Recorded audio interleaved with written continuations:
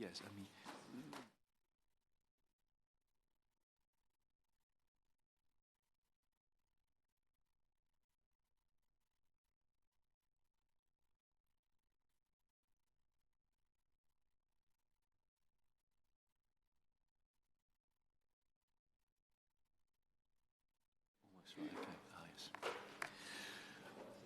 Order, order. Mr. Clive Betts to move the motion. Always a pleasure to serve under your chairmanship. I beg to move this House considered the fourth report in this session of the Housing, Communities and Local Government Committee into the private rented sector. Mr. Rossendale, we chose to have this inquiry as a select committee because of the increasing importance of the private rented sector. It's doubled in size over a 15-year period. Clearly, there are more families living in the sector now than ever before, and more people who are seeing the sector as their long-term form of accommodation, whether by choice or because that's the only form of accommodation available to them. We did hear that 82% were satisfied with their accommodation, though sometimes I question whether expectations are as high as they might be when people answer those questions. Because if you look at the other figures, while non-decent accommodation in the sector has fallen from 47% to 27% over a 10-year period, the actual number of properties which are non-decent has stayed the same because it's a low percentage of a larger number. Also, Citizens Advice produced figures that 41% of tenants in the sector had what they thought had waited longer than was reasonable for repairs to be carried out, and 800,000 properties had a Category 1 hazard. Now, there are clearly problems, but while many properties may have some problems, there clearly are some other properties which are in a really bad state of repair, and some landlords which do little about that and indeed almost run a business in having properties of that type. Of course, I give way. On that yes. point, and I thank my honourable friend for having secured this debate, and he's making an excellent speech and for allowing me to intervene. Does my honourable friend not agree that we need to give local authorities the power to tackle and crack down on rogue landlords through private sector licensing, rather than having to get permission first from central government? Well, we made a number of recommendations in the report, Mr. Rossendale, and my friend's absolutely right. That was one of the recommendations that I think we recognised that the government had made some changes to the rules on selective licensing, in line with the committee's recommendation from our previous report back in 2013-14, when we talked about widening the criteria which could be used to bring about selective licensing schemes. They're also changing the legislation now about the definition of properties which are included in HMO licensing as well, which we welcomed. But nevertheless, our recommendation was essentially this ought to be a local matter, dependent on local circumstances. It should be a local decision, subject to the Secretary of State's intervention only when local authorities hadn't followed the proper procedures. And I think that was something the government are clearly now, as I understand it, doing a review of selective licensing. One of the questions I'll be asking Mr. Rossendale is the state of that review and when it is likely to report. I think that's a number of questions I will have along those grounds. But I think we did try to focus in our report on those landlords who are not doing the job we'd expect them to do. I suppose you try and divide them up. There are bad landlords who are just not very good at getting around to doing things in a timely way. They're inefficient and incompetent to some extent, sometimes the accidental landlords. There are other landlords described as rogue landlords who have more systematic failings and leave a large number of properties in an unacceptable condition. But then there is the really hardcore, I think, we ought to call them criminals because that's what they are. They're criminal landlords who run a business about exploiting vulnerable tenants, leaving them in unsafe and unhealthy conditions. And basically, they're not merely robbing the tenants, they're actually robbing the taxpayers as well of the money they're getting in for not providing homes that are fit to live in. So that's where we try to concentrate on how we deal with those. And we do recognise, and have recognised in the report, actions the government have already taken in a number of respects. Indeed, I think we've highlighted quite recently actions the government have taken in response to our previous report on the private rented sector, and that's something that we can be pleased with as a committee as well. I think we refer right at the beginning to this imbalance of power between tenants and landlords and how it needs addressing.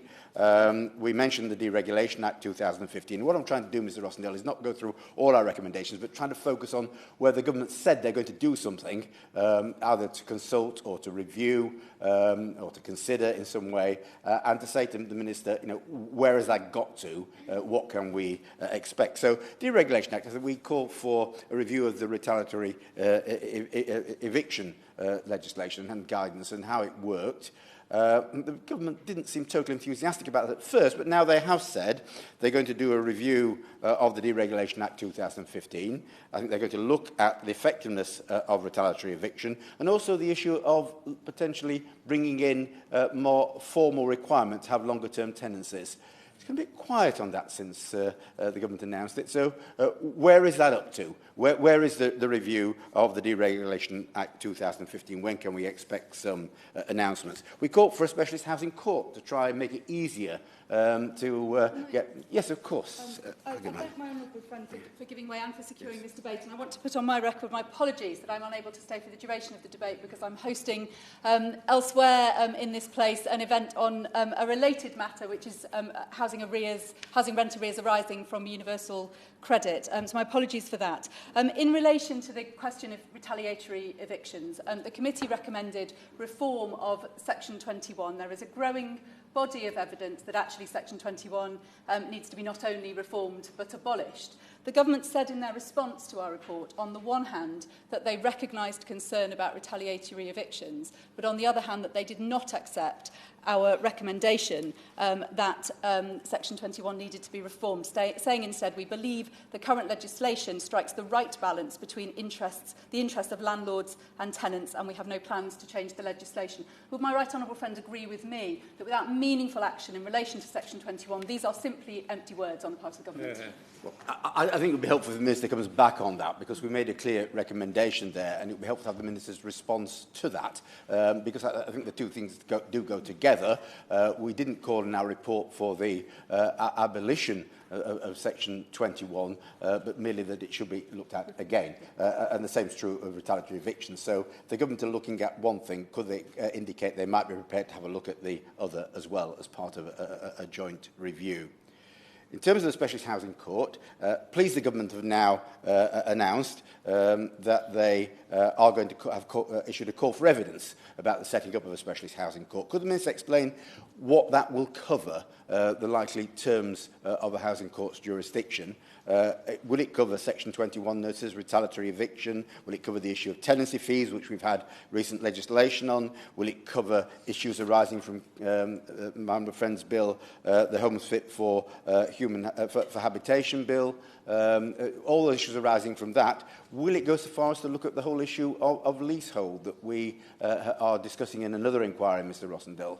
Or could the Minister explain precisely what it will cover, or have the government ruled out some things that it won't cover? I think it would be helpful to have information about that as well. Two issues we asked to be looked at were the issue of 5-year electrical safety checks. We're pleased the government has announced in principle support for that. When are we going to get a clear announcement and action on it?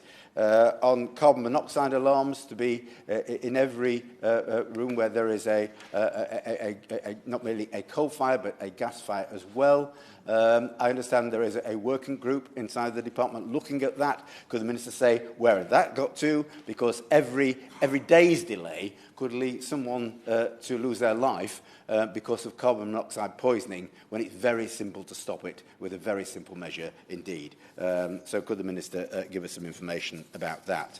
We looked at the issues of enforcement and local authority powers. That's clearly very important. We questioned the housing health and safety rating system. We have done that in... Yes, of course I will. Yes. I'm very grateful for giving way. On this point of enforcement, the committee makes the point in its report that half of the prosecutions in the country happen in my borough in Newham, and I wonder what, in the committee's view, are the problems with the enforcement arrangements that seemingly make it so difficult for the vast majority of local authorities to carry out prosecutions in this area. Mr. Russell, I think it's a very good point that my right honourable friend raises. And Newham clearly is a trailblazer. I think it's 50% of the prosecutions in the country happen in Newham. I think that there are two probably main issues that we looked at in the report. One is resources. Now, I'm sure it's not true that Newham have got too much money and don't know how to spend it on other things. I'm sure they have many challenges. But the other one is political will.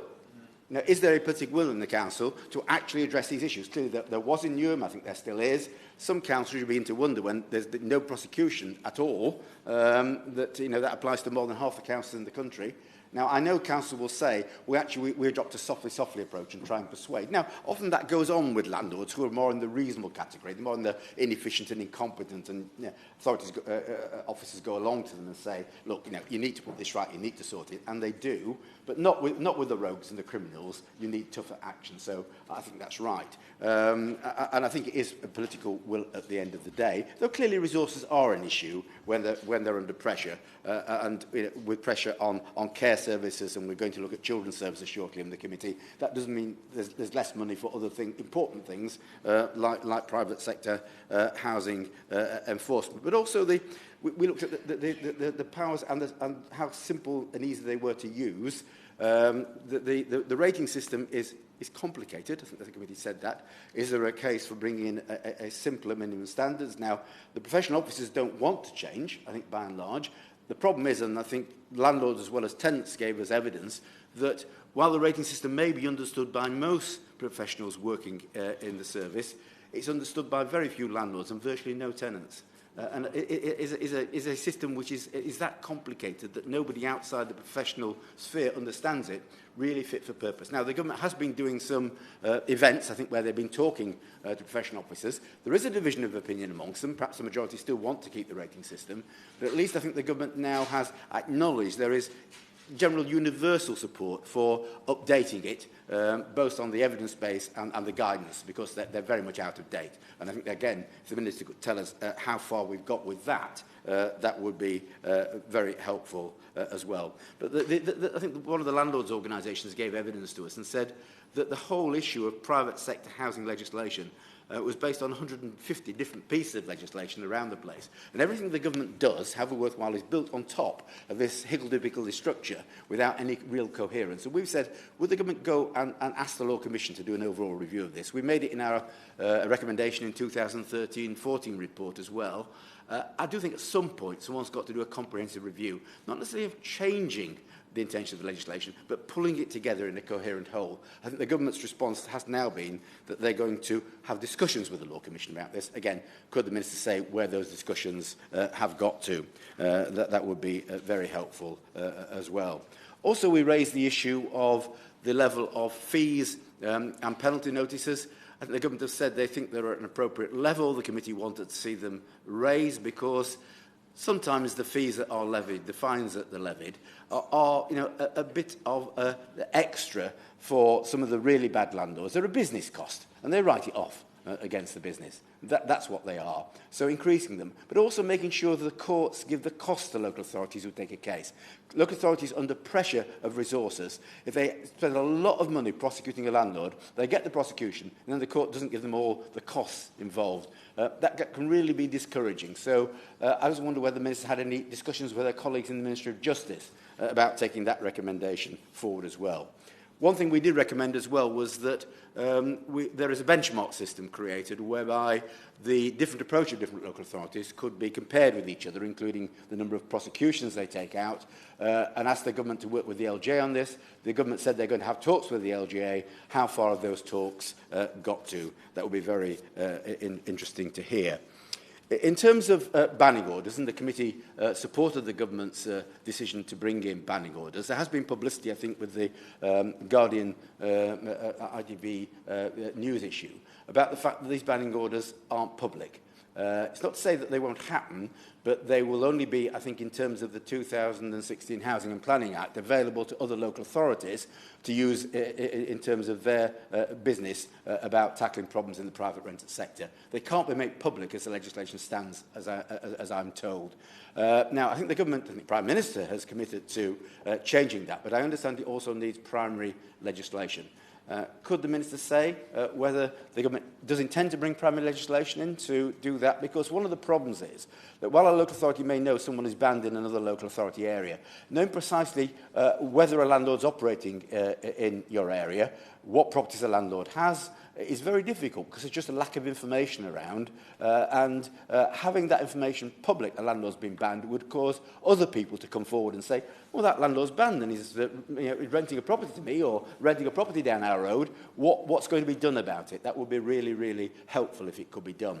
Indeed, I went to a meeting of the Chartered Institute of Environmental Health Officers in Leeds the other day to talk to them about our report and general support for it. But very interestingly, Mark Baxter, who was an environmental officer in Scarborough Borough Council, said if the government's going to change the legislation, could they go further and insist that when a landlord is banned at the court, they have to give to the courts, for public record, a list of all the properties which they own, manage or have an interest in.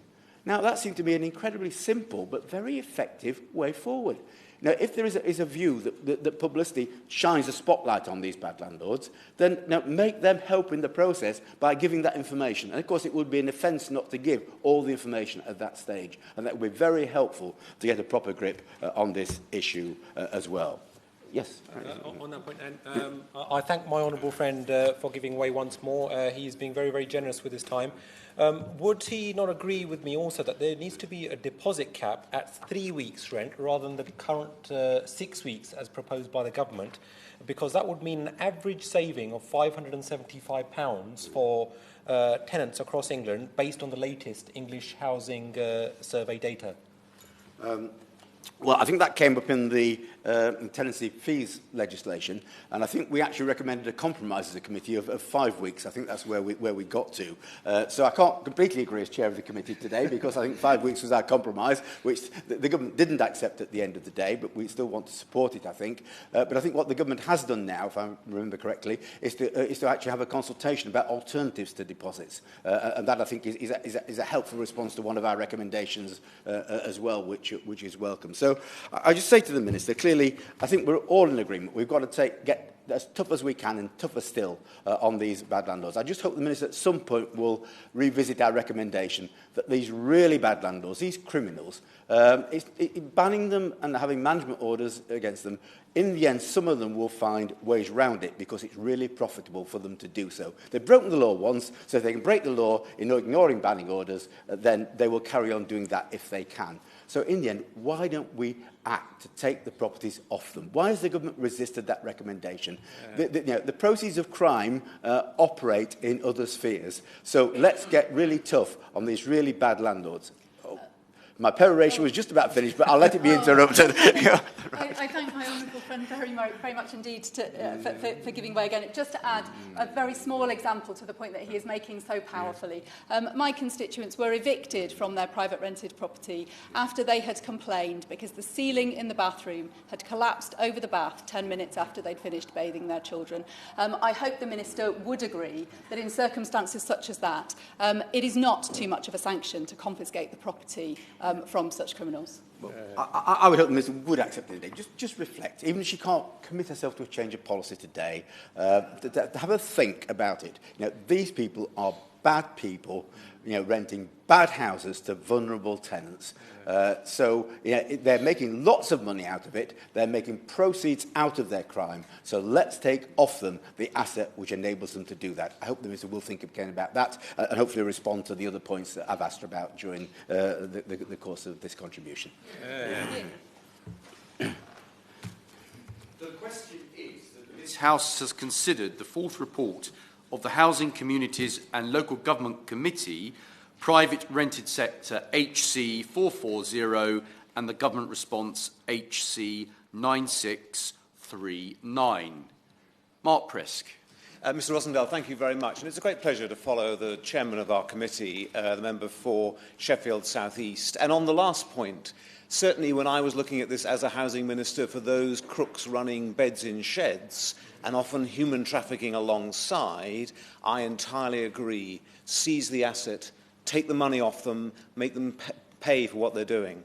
But let me come to the broader issue as well. But he's made a really good set of recommendations about the committee's report. And I think 6 months on from when we published and from the government's response, it is a good time now to step back, look where the government's got to, and also look at the market as a whole. And as the Select Committee chairman pointed out now, it is 1 in 5 households who live in rented accommodation. There are many reasons for that. Some of them are economic, some of them are demographic, some of them are social. And whilst clearly many people would prefer to own their home, we also shouldn't ignore the fact that there's an increasing number of young people, certainly that I talk to, who prefer to rent. This is the generation expecting to have 2 or 3 careers, never mind jobs. The generation that rents its music, doesn't buy, perhaps as old fogies, I nearly said a wrong word there, Mr Rossendale, as old fogies like me might have done. So their expectations are different. And when we form policy, we need to think about that generation as well. Now, during the inquiry, as the chairman said, it was the case that the vast majority of tenants said they were satisfied. And I think it's a fact that we shouldn't overlook.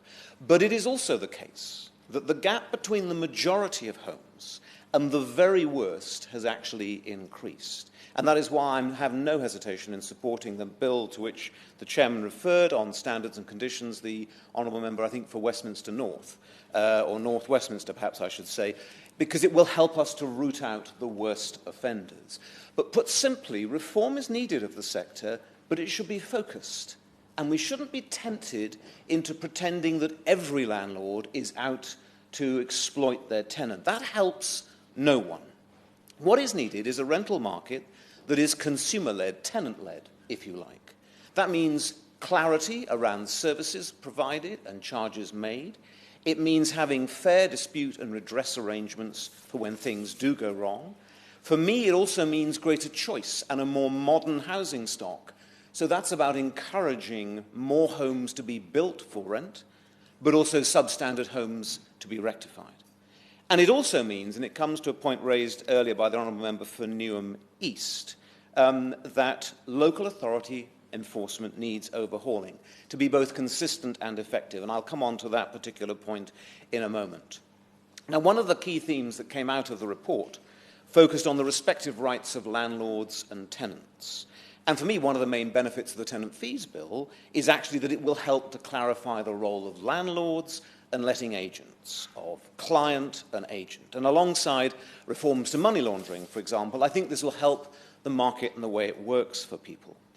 But our report also sought a clarification of the law around people's rights and obligations, including tenants. Now, I welcomed in the government's response the notion of having and now publishing easy-to-understand how-to guides for tenants. That's good. But what is also needed is indeed potentially a consolidation. It is for the law itself to be made simpler, not just the words that describe it. Equally, we should all, as legislators,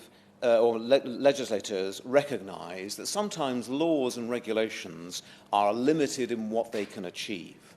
They will certainly stop bad practice, but they're not good at changing the culture of a business sector, of promoting best practice. For that, we need people in the sector themselves to change. We need the practitioners to raise their game. And that means qualified letting and managing agents, people who are personally committed to high standards. So what needs to happen?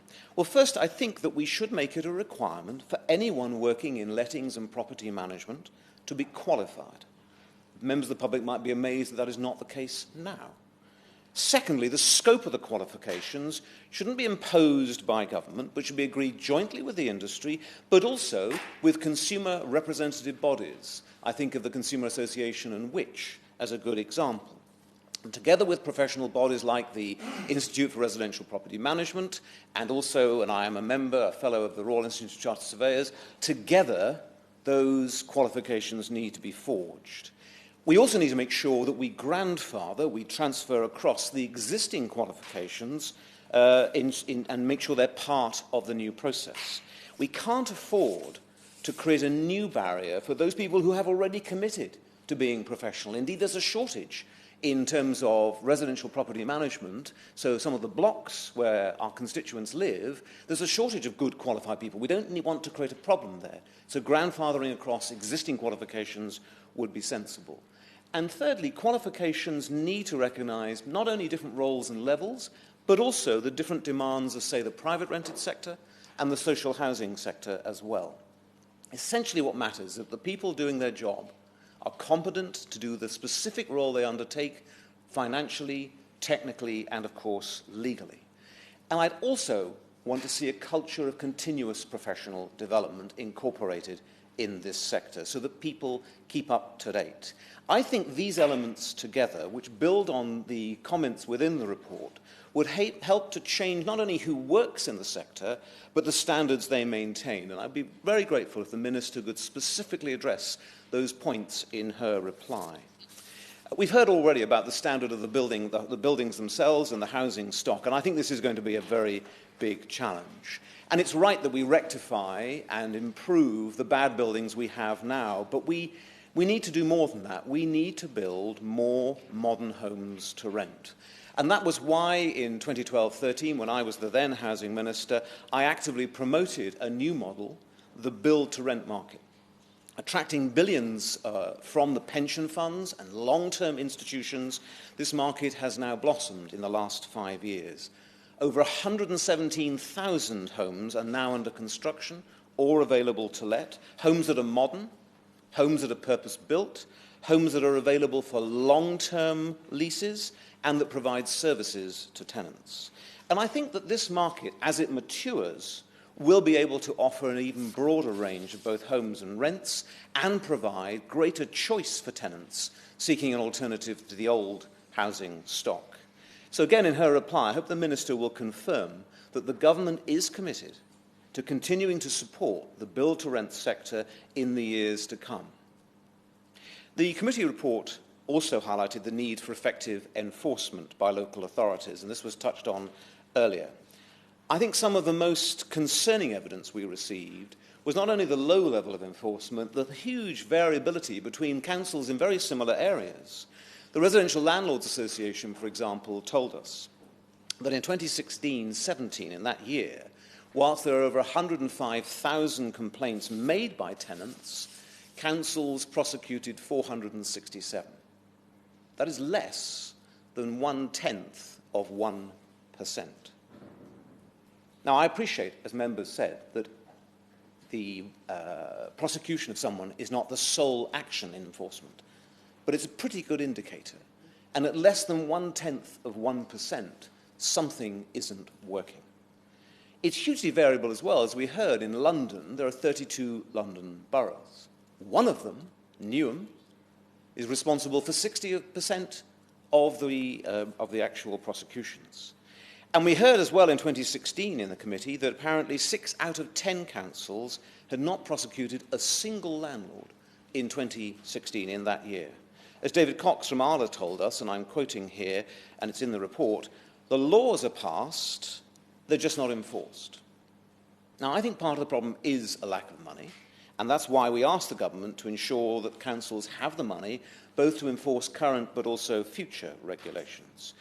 But it's not just about money, and this was highlighted by the Honourable Member of Sheffield South East a moment ago. I think what came very clear there is what are the local political priorities? Where is the political leadership in each local area?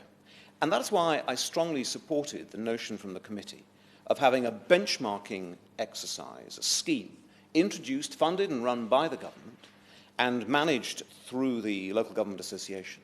Councils would publish the data of the number of complaints they received and how they are resolved and the prosecutions so that we can, all of us, our constituents included, compare enforcement levels between the councils in similar areas.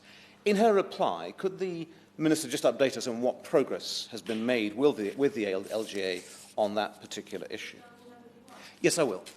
Thank you for giving way. In boroughs such as... my constituency is in 2 boroughs and they have very different approaches. In one of the boroughs, in 2016-17, they had to spend £5 million on temporary accommodation.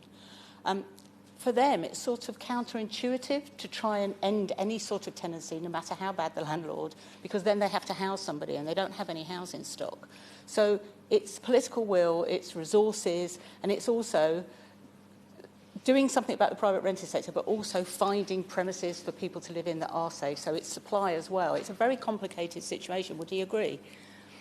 I think the Honourable is absolutely right. I think it is complex, and that's why I think just benchmarking this solely on prosecutions is too narrow. But she's right to say that there is a constant challenge for councils to judge the resources available. I just think the levels of enforcement and the fact that neighbouring councils in similar areas suggests to me that the system isn't working. The last point, Mr. Rossendale, I want to flag up is about something which I think both the committee may want to come back to and indeed the government. And that is whether this report and indeed the government's response isn't in danger of being overtaken by technology. For example, online services like Airbnb are creating completely new ways for people to find somewhere to stay, ostensibly and originally, of course, in travelling on holiday or whatever. Equally, the web is now enabling the emergence of a grey market in informal serviced lettings. And I've seen examples in my constituency of both of these. Now, no one is quite clear how to define this activity at the moment, let alone whether it can be regulated. I mean, at what point, for example, does an Airbnb letting, initially for 1 week, may become 2 weeks, could become 4 weeks? At what point does that letting become something more formal? And should those platforms which enable the transaction be defined as letting agency in law? Now, some would reasonably say, and it would be my natural instinct to say, don't interfere, don't meddle. But as we tighten up the regulation of the private sector, the private rented sector, the danger is that the crooks will shift into these emerging markets, creating the potential for the next property scandal. So I think all of us in this place, but obviously the Minister in particular, will need to decide how to ensure that any changes we make are future-proofed. Does the technological nature of the transaction matter, or do we just focus on making sure that the consumer rights are modern and up-to-date? And how do we shape the regulations so we don't stifle genuine enterprise? I hope that the Minister can tell us what the government is doing to think about that, or at least that she, and I'm sure she will because she's always looking at the picture in the round, as any good minister does, whether in fact the government would be prepared to look at this and whether in fact it's something we as a committee should consider in the future. So, Mr. Rossendale, I think there are a number of crucial areas where the reform of the sector could not only make a positive difference for tenants, but for landlords as well. I think the report sets out a very clear way forward, and I look forward to the Minister's response in due course. Bob Blackman.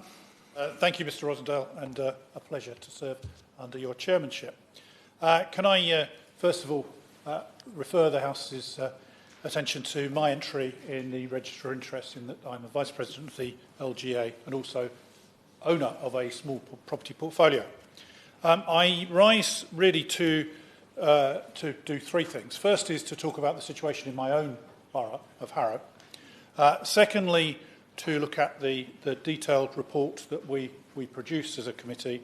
And thirdly, just a few things that I think need to be added. And it's a pleasure to follow the Honourable Member for Hertford and Stortford with a measured approach and his experience of being the Housing Minister. And equally, to follow the Chair of the Select Committee, the Honourable Member for Sheffield South East, who I've worked with over many years, probably more years than we care to mention, really, on this committee. And it is fair to say that one of the things that we have done on this committee, certainly over the period that I've served on the committee, is to make sure we proceed by consensus, and therefore there may be views of individuals that are not contained within this report, but it is the report of the entirety of the committee on a cross-party basis. So I warmly welcome the Minister to her place and welcome her back in her job. And I hope that she will be able to answer some of the issues about why the government are not taking forward measures, some of the measures, that we've recommended, as I say, on an all-party basis. So, turning to the issue in terms of my own borough, the situation is that the private rented sector is growing quite dramatically. It used to be a tradition in outer London in particular that as people became more prosperous, as they became more likely to commute longer distances, they would sell their homes and move on and then commute into central London for a job. Nowadays, what tends to happen is they don't sell their homes. They do move on and they acquire a new home, but they keep their existing home and they rent it out. One of the challenges that has therefore come is that in a large number, in Harrow, large numbers of properties, which are typical suburban 3-bedroom semis, are now rented out to 10, 12, in some cases 20 people who are living in these properties. This brings all the consequences of antisocial behaviour, overcrowding, and quite frankly, those people who are living there are being exploited. Most of those people who are in this position come from Eastern Europe.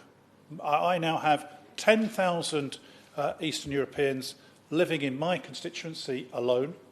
And the reality is those people are warmly welcomed. They're here to do work. They want to work. They want to contribute to the economy. But they are being exploited in the way that they are in a position whereby rents, typically of 3-bedroom properties now, are of the order of £2,000 a month. But of course, if you have 20 people sharing that £2,000 a month, it's not too bad as a rent. However, the living conditions are absolutely disgraceful. So that's one of the, I think, key challenges. The local authority have responded to this by setting up a selective licensing scheme in one of the wards, which was vigorously opposed by the private landlords concerned, for the obvious reasons that they thought they were not going to be able to continue to exploit their tenants in the way that they were. So I think this is one of the challenges, I think, for the government, in that when legislative changes are taking place, we don't want to get, as the honourable member for Hertford and Stortford raised, the vast majority of tenants are, of course, satisfied with their position. However, we have the challenge of what do we do about those people, those bad landlords, criminal landlords, who exploit vulnerable people and make their lives, quite frankly, a misery. But I will give way to the Chairman of the Select Committee. So over 8 years since we've been on the committee together. But in terms of selective licensing, I think we've all had examples of landlords behaving quite badly, not merely in letting properties, being objecting to licensing schemes. It isn't simply about the regulatory framework. I think it's also about the fact that their names will actually be known, which properties they own and rent will be known, and HMRC gets rather interested at that point, and the cost of that could actually dwarf anything else they have to do in terms of paying fees for the licence. I thank the Chair of the Select Committee for that intervention. It's quite clear. One of the issues, it particularly is true in London Borough of Harrow, in the Edgware ward, where I started by initiating a series of questions to the council to say how many registered houses in multiple occupation did they have on their books. I was astonished when they told me they'd got 89 for the borough, when I could say, well, I can take you to roads in Edgware where there are 89 in the road. And quite clearly, the problem is one of the resources the local authority has, to be fair, to actually deal with these issues, but also, more importantly, the fact that people just do ignore their responsibilities. And I think this is one of the aspects that I think has to be dealt with. So I come on now to the report itself, and I will not deal with the recommendations that the government has taken on board, because I think that's fine. We all agree with those, and I'm delighted that they are taking them on. But I do worry about some of these aspects that the government is not so far doing. And I wonder if, therefore, the Minister, when she replies, can update us, because, after all, the government response was some nearly 5 months ago since the government gave the response to the report, and things, hopefully, have moved on. So I will go through the report just with the ones, I think, which I would like the Honourable Member, the Minister, to answer. First, on the Housing, Health and Safety rating system. In the response from the government, there is a view this is partly accepted, but that the government will review this position in due course. So I wonder if the Minister can update us on where that review has reached, because the reality is, as the Chair of the Select Committee mentioned, on carbon monoxide poisoning, on other measures which are safety measures in homes, and the Honourable Lady, who's no longer in her place, raised the issue of a desperate position in her constituency. The issue here is one of ensuring that tenants' safety is paramount. Over the period of time, having served on this Select Committee, we've had various different aspects of safety, and my concern is that building regulations and safety regulations do not seem to be being updated in the way that they should be to protect both tenants and also point out to landlords their responsibilities. So if we can understand the position where the government has reached in that particular area. Equally, the issue was one of where the government is reviewing with the Law Commission what legislation could be enacted. Clearly there, the government say that they're having discussions with the Law Commission. Well, that's always helpful. But could we be updated with the results of that discussion?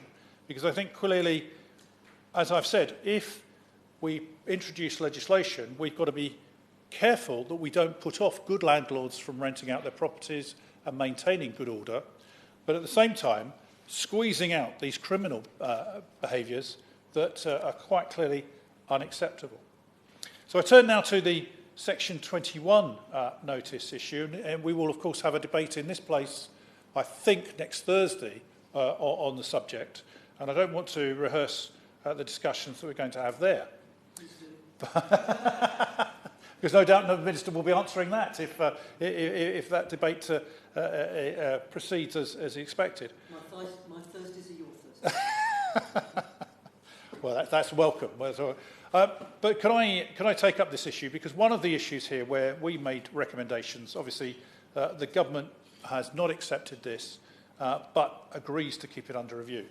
I think we have a delicate balance to strike here, because the sad reality is that if landlords are in a position whereby they cannot evict bad tenants, then there is a serious problem, because then landlords will say it's not worth being a landlord and letting out the properties. Section 21 notices, and being the author, promoter, a sponsor of the Homelessness Reduction Act on Section 21 notices, I know in infinite detail. Obviously, are due to be no-fault evictions. I mean, quite clearly, we need to preserve the position whereby the landlord can get their property back, but equally, at the same time, we seem to be being in the position whereby on the current position of 6-month tenancies, some landlords routinely just issue Section 21 notices as protection for their position of wanting to get their property back at the end. Clearly, one of the solutions here is to have longer tenancies protected in the way so that there's protection for the tenant and protection for the landlord, with the potential for break clauses on both sides. Now, that seems to have gone very quiet in government thinking at the moment, and I hope that my honourable friend can actually update us on where we're going in terms of longer tenancies and protection of tenancies. The other issue that I'll just mention is there seems to be a suggestion from the government that retaliatory eviction is a relatively rare occurrence. Well, for those people that gave evidence to us who have suffered retaliatory eviction, it may be a rare occurrence, but it is a life-changing experience and one that we must condemn. The sad fact is that landlords have a duty to actually keep their homes up to a reasonable standard and a safe standard, and if tenants complain about the fact that the property is not kept up to standard, it's quite right. It's quite right. The landlord then puts it right. But if the result of that is the landlord then evicts the person or the tenants, that is an outrage. And I think we need to ensure that action is taken.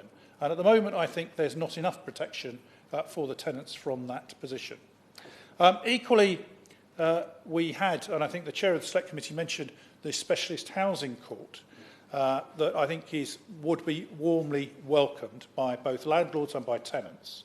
And if we can have an update on what the status of the review is by government, I think that would be terribly helpful and informative to the committee. Two last things before I sit down, Mr. Rosendale. First is this issue of we made a recommendation on the local housing allowance, particularly on studio accommodation. Now, in London, this is becoming a big issue, where properties are being subdivided into small units and then put out for rent, and the tenants are therefore being exploited. I think there is a case, as we have made within the report, for taking action on this particular area, and I would welcome the Minister taking some action on this particular area. I accept completely that it's not necessarily true across the country, but in London, this is a really serious issue that I think has to be addressed.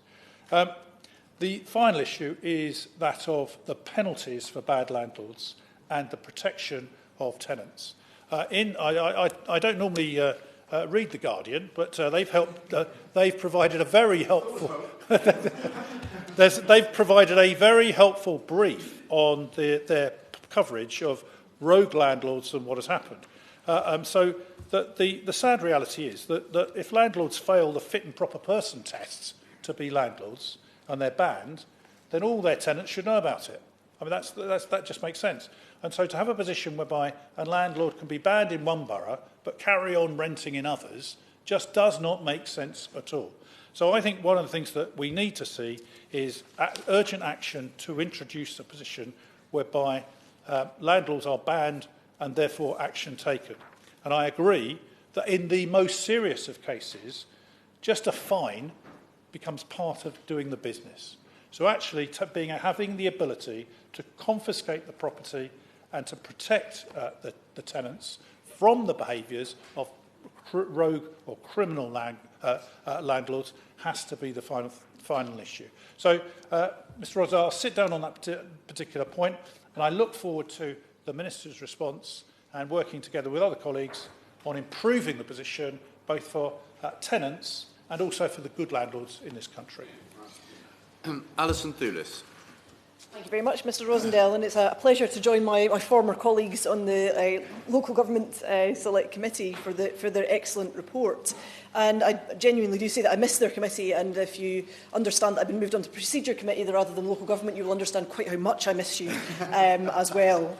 And the reports that we did together on the committee were very, very useful and very thought-provoking, and the contributions by the honourable members here today are indicative of the attitude that they take to their work in the committee. And the report is an excellent piece of work which highlights many of the issues within the private rented sector in England. And I suppose they must miss me from the committee somewhat themselves, because I noticed within the report, when I was on the committee, I would try and make comparisons to Scotland, where we've done a huge amount of work on the private rented sector in recent years. And there are some good points of comparison that perhaps if I was on the committee still I might have added to that report, but I would hope to highlight some of these issues here as well, because I know that the Minister has come to visit Glasgow before and spoken to some of the professionals within Scotland too, so she will understand that there are things that we've done in Scotland that may be of use in England also. And I want to start, I suppose, by mentioning the Private Housing Tenancies Scotland Act 2016, which came into force on the 1st of December 2017, and is coming up for its first birthday. And it made a number of changes within Scotland. So it moved so that we had open-ended tenancies, so that rents were more predictable and there was protection against excessive rent rises. There was an ability for local government to introduce local rent caps for rent-pressured areas, which is really important when you see some areas where rents are spiralling out of control. And we had a comprehensive and robust grounds for repossession as well for landlords, but they had to be done in 18 specified circumstances as well. So it wasn't just because the landlord felt that they wanted to take the property back, but they had to meet those tests as well. So that gives protections both to tenants and to the landlord. And disputes between tenants and landlord can also be heard in a new specialist tribunal that we brought into place to handle those disputes, which is a useful thing, I think, for everybody all round. And we also made it so that all letting agents have to register and adhere to a code of practice, which goes some way to what the Honourable Member for Hertford and Stortford mentioned around professional qualifications and skills. If there's a code of practice in place, at least, then that gives something to the professionalism of those companies. And I very much agree with what he said around qualifications, because there are an awful lot of people, I think, that end up being landlords in the private rented sector who didn't quite start out that way. So maybe they bought a flat as a younger adult, they moved on, they kept the flat on and tried to use that as a rental income, and they don't quite understand what their obligations and responsibilities are. And it became, for a while, a way of making quick money as well, to buy flats and rent them out. So I think there needs to be a bit more done to make sure that landlords understand what all their obligations are as well. Absolutely. I agree with the Honourable Lady about codes of practice, and I'm keen to support them, but I've come to the conclusion that actually we need to be clear that you cannot operate in this market unless you have the qualifications. It'd be rare for me to necessarily say that, but I think, does she accept that that mandating side is actually stronger than necessarily a code of practice? Yeah, and I would be interested in seeing how that proposal develops, because I think it would be useful, certainly. And I think it would give some reassurance to tenants as well to know that their landlord had some kind of qualification to put a roof over their head, and it might get rid of some of the more criminal elements in there as well. Because what we have also in Scotland is that all landlords have to be registered. All of them. There's not the kind of the hodgepodge of local registration that was mentioned in the report. And that means that if people do step out of line, those landlords can then be banned.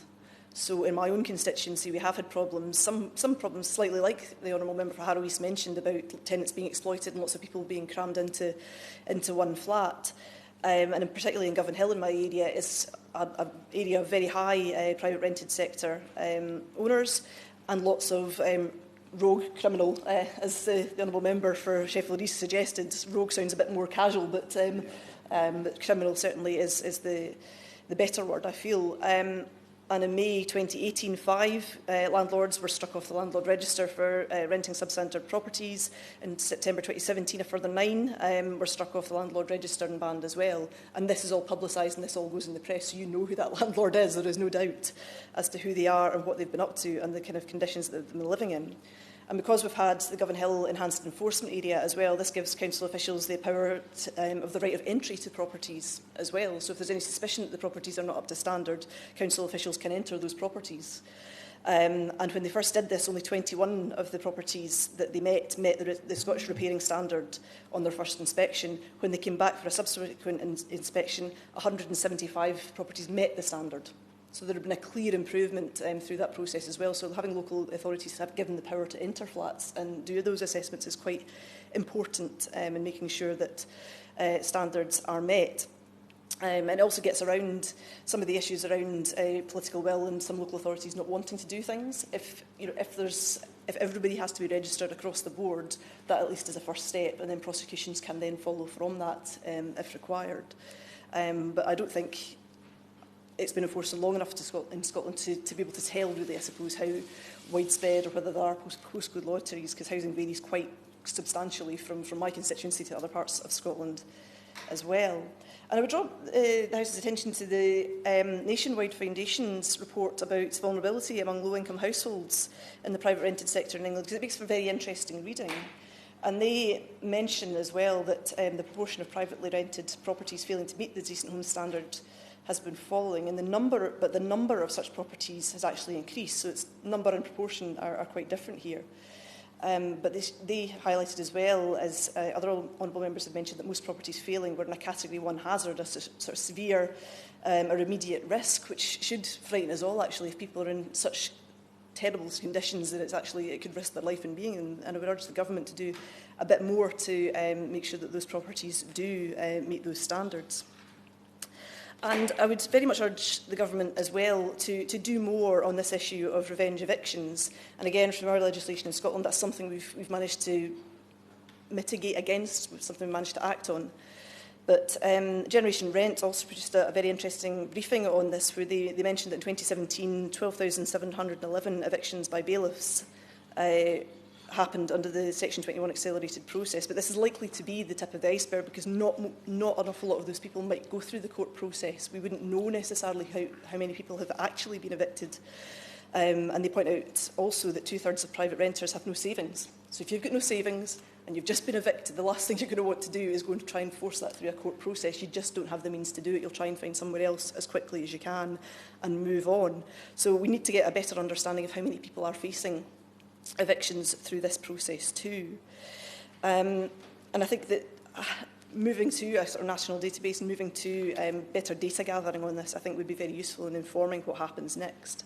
And I think that the government ought to perhaps think again a little bit, and I'd be interested in seeing what the Minister has to say on the things that the government didn't quite accept in the review, but the committee would like to continue to push on, because I think those are good suggestions, they're solid suggestions, and particularly with this revenge eviction issue, I think we need to really protect people because it is a growing sector. There are more and more people who are more and more vulnerable, families, and it's not just kind of young people renting a flat for a while. This is people living their whole life in the private rented sector now because there is a severe shortage of housing in some parts of England. And I think we need to be looking at those people and how we can better protect them, because it's clear with the points that the member for Sheffield East and another have made about the kind of legislation and that cumulative effect, that the protections are not where they should be, and people need to have that so that they can have some certainty in their lives, because not to have that certainty has huge impacts on people's health and well-being and their prospects, and particularly for children if they have to move quite a lot as well. We need to make sure that people are protected as best we can. And lastly, I just would like to agree very much with the point that the Honourable Member from Hertford and Stotford made about lettings such as Airbnb, and I think that the Minister would do well, I think, to consider that further, because I think this could be a kind of emerging gap in the market. We need to make sure that this is protected somehow within regulation also. Thank you very much, Mr Rosendale. Sarah Jones. Thank you. It's a pleasure to serve under your chairmanship, Mr Rosendale. This is an important debate, and we've had some really helpful contributions, and I thank my honourable friend, the member for Sheffield South East, for securing it and his leadership in the Select Committee, along with other members of the committee who are here today, and I think have raised, all of them, some important points. I should be clear at the outset that, as you would expect, we would agree with the committee's assessment that the majority of landlords are good landlords. I don't think anybody's questioning that. They play an important role in the housing system and in our society. But as the committee's report illustrates, the situation faced by a growing number of private renters is intolerable. I think most of us here today see in our constituency surgeries, I certainly do, the horrible things that too many people have to endure. The 800,000 privately rented homes with at least one Category 1 hazard, landlords cutting off electricity to vulnerable tenants, letting agents demanding hundreds of pounds to do things like view a property. Mr Rossendale, I think what we need is to keep in mind all the time what these private renters want. That needs to be the test for policymakers, and I think there are two things. First, they want to rent a property fit to be called a home, and second, they want the same rights and redresses enjoyed by consumers in lots of other areas of society. For many, the private rented sector undoubtedly fails these two tests. Standards at the bottom end of the market are poor. And as we have said on this side many times, you have more rights buying a fridge freezer today than you do renting a property. This report identifies some important failings in government policy which have led us to this point, and I just want to look at two broad areas. One, the lack of intervention and enforcement, and the other, the imbalance of power between tenants and landlords. So on lack of intervention and enforcement, as the report demonstrates, outdated legislation and the lack of intervention means the current system to set and enforce standards doesn't work. We agree that the current legislation is overcomplicated and built up over many years and become somewhat hard to navigate and dated. Penalties are not strong enough to deter bad practice, and fines are too small to incentivise legal action in the first place. We've already heard about the importance of the Homes Fit for Human Habitation bill being brought by my honourable friend, the member for Westminster North. But the government could have helped this become law years ago if they'd accepted accepted Labour's amendment to the Housing and Planning Bill in 2016. The fact that so little enforcement action is being taken is all the proof we should need that the system is broken. As we've heard, the Advice for Renters campaign group has estimated that just 0.1% of landlords letting non-decent homes are prosecuted each year. The Guardian today has revealed that 9 out of 10 local authorities failed to issue a single civil penalty notice against a landlord or letting agent last year. It's impossible to deny that the billions in cuts faced by local authorities have affected their ability to enforce through environmental, health and trading standards. And I do accept the argument that we need leadership in local authorities as well, but the extent of the cuts have been very significant and must inhibit what local authorities are able to do. And the fines being so low mean there's neither a deterrent for bad landlords nor an incentive for councils to take action. We share the disappointment that's been expressed by the LGA and others that the government ignored the committee's recommendations to improve enforcement through increased fines and powers. And the report was right to raise concerns about the situation with landlord licensing schemes. I've seen the positive impact in my own borough of Croydon, where Croydon Council have issued over 30,000 licences. And it's wrong, I think, for the Secretary of State to hold a veto over councils wanting to tackle rogue landlords. The Secretary of State has blocked councils like Redbridge from introducing borough-wide licensing, and there's a clear contradiction. Ministers talking about standing up for renters, but their actions proving otherwise. So to turn to the imbalance in the private rented sector, I think the report is clear at the things that need to be done to make the rules fit for purpose and to make them enforce more. But I think there's difficult, deeper societal issues, structural issues within the private rented sector. The committee rightly points out that we can't draw a clear line and say there's a small minority of rogue landlords and everyone else is perfect. This oversimplifies the issue and ignores the structural problems, which mean that a landlord doesn't have to be rogue or even breaking the law in any way to make tenants' lives difficult. There's an imbalance that no court or enforcement authority can solve because it's part of a system which is fundamentally skewed against private renters. And this system is stacked most heavily against those at the very bottom, that is clear. Permitted development and abuse of the local housing allowance in lockdown properties make a mockery of planning and welfare rules. This is a symptom of a broken housing market, where we're failing so badly to build the homes we need that the government is essentially saying anything will do. Tenants left with little or no choice pay the price. But yet again, the government ignores the committee's valid recommendations on this topic. We could talk more about what needs to be done in terms of landlords refusing to rent people on benefits. This is an issue that comes up repeatedly in my constituency, and I know Shelter are trying to take some legal cases through court to try and affect that, but I won't talk more about that now, but that really is heart-wrenching in surgeries. Retaliatory evictions are a real concern, as has already been talked about and rightly raised in the committee, when 44% of renters say they won't negotiate over disrepair for fear of eviction, and when charities are having to warn people that raising a complaint might get them evicted, that is a structural failure of the system. We agree that the current protections are nowhere near robust enough to avoid retaliatory evictions or punitive rent rises. I've seen this happen to my own constituents, as we all have. We would go further than the committee's suggestion of extending the time limit for protecting tenants from Section 21, which the government seems to be not doing anyway. If we're saying that Section 21 is unfair for those who've made a complaint, then why are we accepting it for those who haven't complained? No-fault evictions are at the heart of the imbalance between tenants and landlords, and they should be scrapped entirely. The government has admitted it needs to do more. It says it wants to rebalance the relationship in the rented sector and give tenants access to redress. But the record towards renters, people would be right perhaps to be sceptical. Consultations, calls for evidence or plans to introduce measures like a housing court, ombudsman schemes or letting agent regulation are worth very little if they don't result in action. And the department has a bad record, frankly, of turning consultations into legislation. 185 housing consultations have been launched by this department since 2010, 185. Too often that fails to translate into anything substantial. The government recently announced plans to look at introducing 3-year minimum tenancies, which then appeared to be quietly dropped. There's also little point in a housing court or ombudsman if tenants don't have rights to protect in the first place.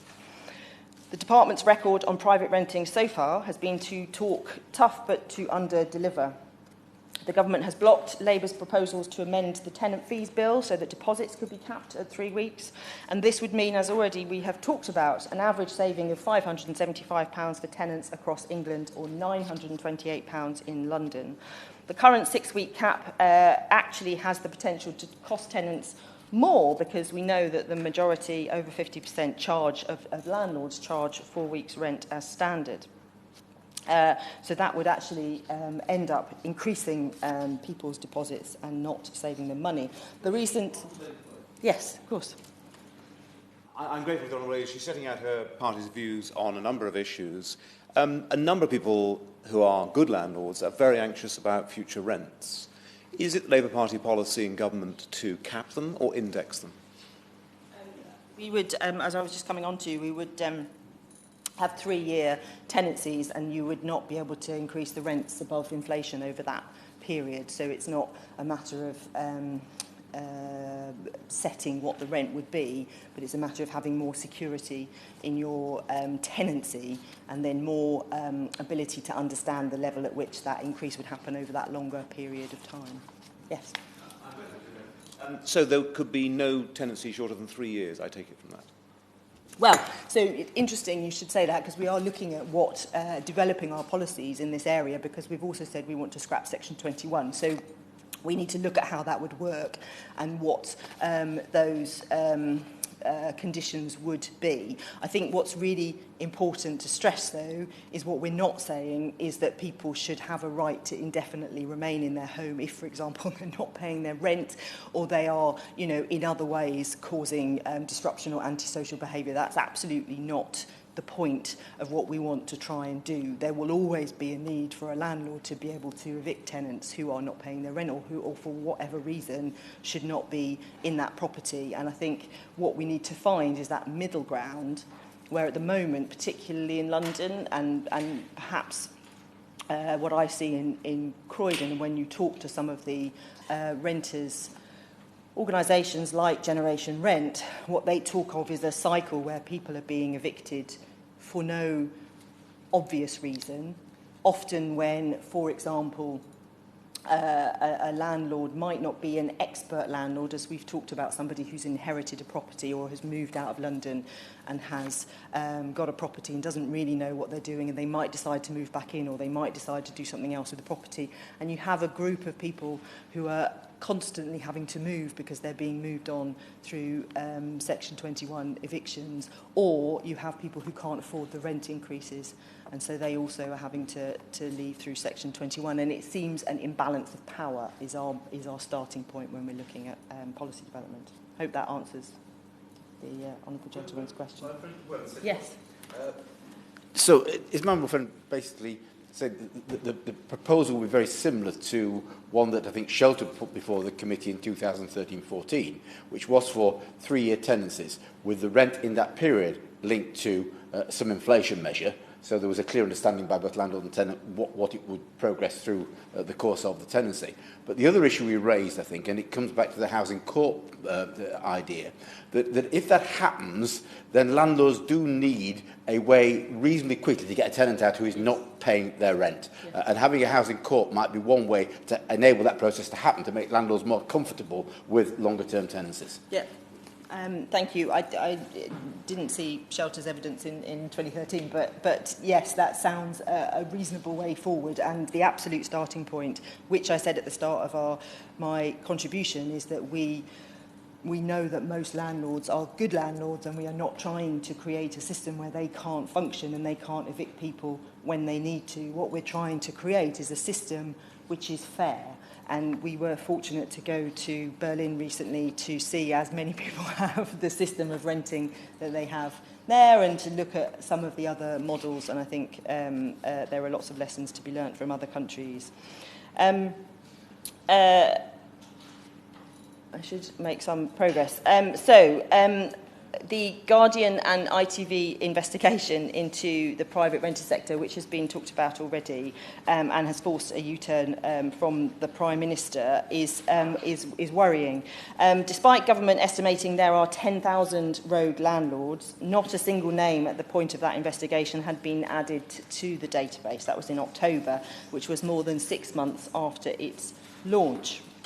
One wonders what the point of a rogue landlord database is if you haven't identified the rogue landlords. The Mayor of London's database has over 1,000 entries, and I would hope that the government and the Minister could give us an update on where that database has got to today. Also, the government announced that they would give £2 million to local authorities to take action against bad landlords, but that does amount to £6,000 per council. Meanwhile, trading standards teams expected to enforce new legislation like the Tenants Fees Bill have seen enforcement officer numbers down by 56% since 2009. These teams have faced funding cuts of almost £100 million since 2010, and local authorities overall have had billions from their budgets taken away. So 6,000 doesn't feel like enough in that context. So we would recognise the scale of the challenge and think that a more radical response is needed, a consumer rights revolution. We have a commitment to end unfair evictions, and I'm proud that my local council in Croydon was the first to pass a motion calling on government to scrap Section 21. We've committed to give renters, as we've just been talking about, greater security with a 3-year cap on rent rises. We want to name and shame rogue landlords and introduce tougher fines for those who fail to meet minimum standards, with those fines funding local authority enforcement work. We would properly support landlord licensing and set a 3-year cap on rent rises. We also want to see greater powers for mayors across the country to control rents, if appropriate, in high-cost areas like London, which we haven't talked about earlier. Inspired by the system in Germany, we have committed to spend millions to kickstart renters' unions, and we spent time at the Labour Party conference talking about that with the London Renters Union, who've helped many renters out of situations where they've struggled on their own. So we want root and branch reform of the private rented sector. It's too dysfunctional to tinker round the edges. Mr. Rossendale, the end result of insecure tenancies, of unsafe homes or extortionate rents is staring us all in the face. The end of a private tenancy is the leading cause of homelessness today. 1.6 million people who are in chronic debt, 120,000 children who will wake up tomorrow without a home, and that's not to mention the million people under the age of 35 who are an extra million who are unable to buy their own home and are forced to rent in the private rented sector. I think for all of their sakes, we should reform the private rented sector. Thank you. Heather Wheeler. Thank you very much indeed. It's a pleasure to serve under your chairmanship, Mr. Rossendale. And I thank honourable members present across the House for their considered speeches. And I congratulate particularly the honourable member, my friend from Sheffield South East, for securing this debate. So before I move on to the substance of the debate, I'd want to again thank the honourable member for Sheffield South East and all the members of the Housing Communities Local Government Committee for their inquiry into the private rented sector, for working with the government to improve the lives of those living in the private rented sector. The private rented sector plays a vital role in providing homes across the country as an integral element of the government's approach to making the housing market work for everyone. As we outlined in our response to the committee's inquiry, over the past decade, the private rented sector has changed dramatically. Not only has it grown to become the second largest tenure, but also houses an increasingly diverse range of tenants. It is of great credit to those who deliver and support the private rented sector that the sector has managed to react to such change and continue to drive forward improvements in quality, standards and safety. So I want to use this speech particularly to reflect on the committee's report, outline some of the work the government is delivering to ensure that everyone living in the private sector is able to build on the life that they desire. We agree the vast majority with the committee's recommendations, and even where differences arise, these are of differences of degree, not of kind. While I cannot cover everything in such a short time, I hope the members present will see how the government is pursuing a package of measures which will work together to improve the private rented sector. As the committee cautioned in its report, the government recognises it cannot take a piecemeal approach to the private renting sector and must instead take a holistic approach to reform. Successive governments have all shared the opinion that the rights and responsibilities that govern the private rented sector must be placed on a statutory footing. In its report, the committee raised concerns that the volume of legislation that covers the private rented sector could be creating a complex and challenging landscape to navigate, especially as we've heard again today. While the government shares the committee's desire for greater understanding, we do not at this point feel the legislation is in need of a type of root and branch reform that the committee suggests, or indeed the Labour front bench. Instead, we believe the challenge for government is to help everyone understand the legislative foundations of the sector to ensure that people can best make use of these important protections. That is why we are structuring our work to address the key challenges that flow from overarching objective to rebalance the relationship between landlords and tenants, to deliver a high quality, fairer and more affordable private rented sector. In order to achieve this aim, we need to address a number of interconnected challenges with the committee, which the committee also highlighted in their report, namely affordability, property standards, enforcement, rights and responsibility of landlords, agents and of tenants. So I want to use this debate to set out some of the work underway to drive improvements in the sector, how this work links together and the progress that has been made since we responded to the committee's inquiry. On affordability, a lack of affordable rented property can mean tenants are forced to accept substandard or unsafe accommodation. This is not a choice we want anyone to face, and this is why we are working so hard to improve the private rented sector and to ensure that it is a choice that no tenant faces in the future. We believe that the key to improving choice and affordability for tenants is actually to build more homes for rent. So to answer my honourable friend's question from Hertford and Stortford, we want to build more homes. We want build to rent to continue to grow and make a significant contribution to the housing supply. That is why the government introduced the £1 billion build to rent fund and the £3.5 billion private rented sector guarantee scheme to support thousands of extra homes being built specifically for private rent. But we also recognise that house building takes time, and that is why we are working to improve affordability and conditions for tenants right now.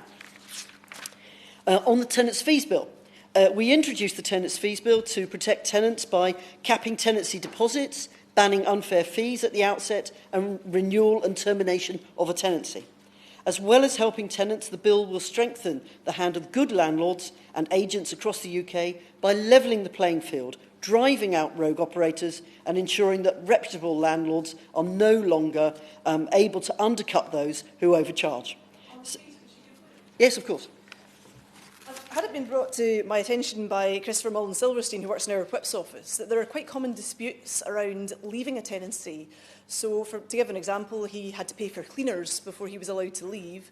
The landlord then disputed the fact that the cleaners had been in and done a good job and is withholding the deposit as well. So he's having to pay for additional cleaners plus the deposit plus an exit fee. So these fees mount up and make it more and more difficult for people to actually move on to other tenancies with all this debt that they accumulate. Yes, indeed. Those stories are legion, and that is why we brought the bill in. And finishing a tenancy is very important. It really should be done incredibly carefully on both sides, so that that matter does not arise. And I'm sure that the honourable, I'll leave it there. I'll leave it there. Right. As is testament to members from across the House, this bill has been well received and supported throughout its parliamentary journey. I'd also like to thank the honourable member for Sheffield South East and the other members of the Housing Communities Local Government Committee for their detailed pre-legislative scrutiny, which served to strengthen the bill. So whilst improving affordability runs throughout our work, I know the committee shares our commitment to improving property standards and safety. So on the Homes for Fitness and Human Habitation Bill,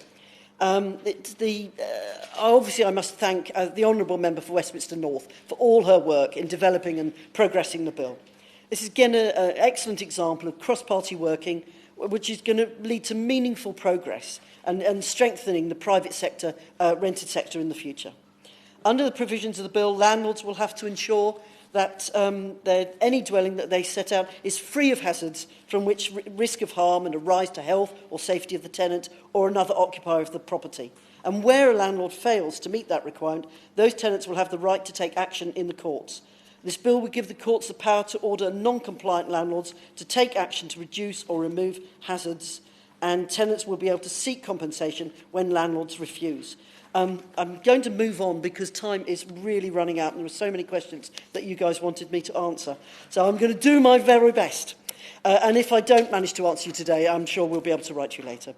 So the Housing, Health and Safety Rating Scheme, and I can never say this, the HHSRS, God, I hate that phrase. Never mind.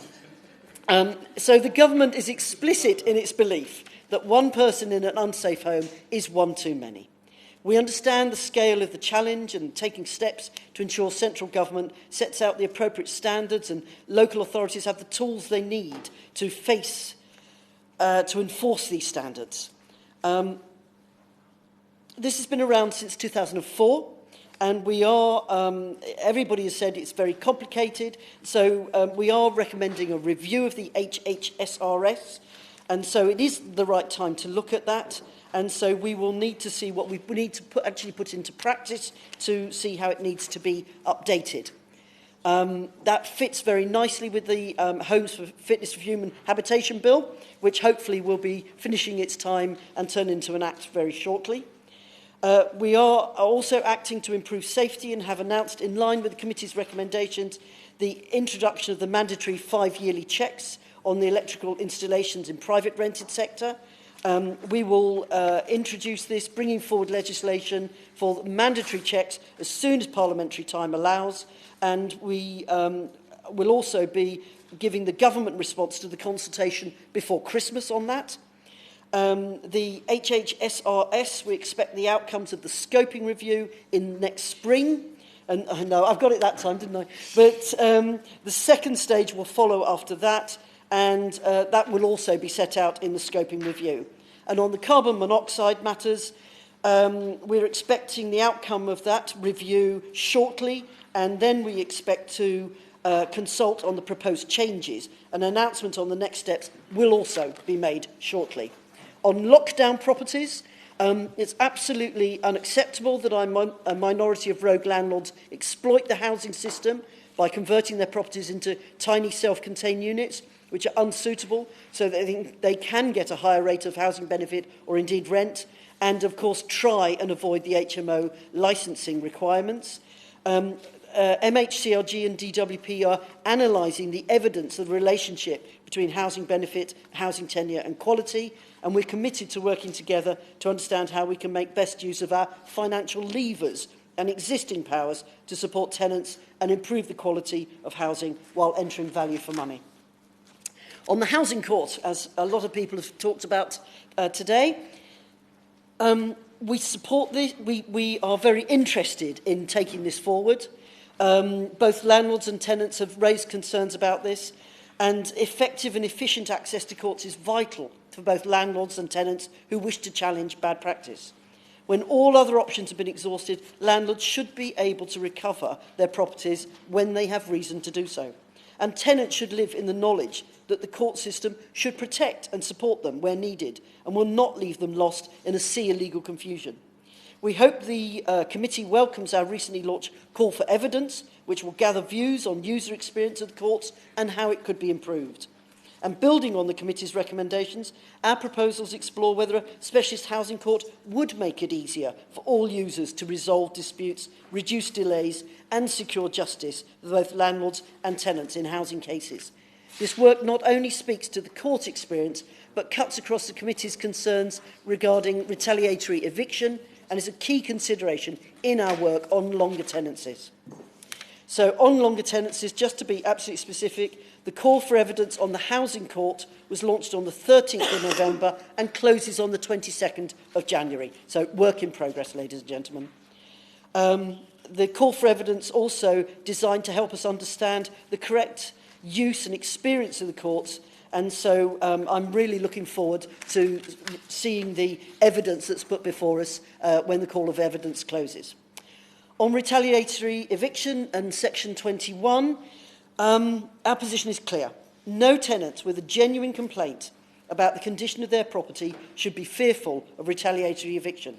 That is why we've already taken steps on this matter, legislating to protect tenants from retaliatory evidence through the Deregulation Act, but we're also aware that the vast majority of landlords provide well-maintained properties, and thankfully only a small number of tenants encounter the threat of retaliatory eviction.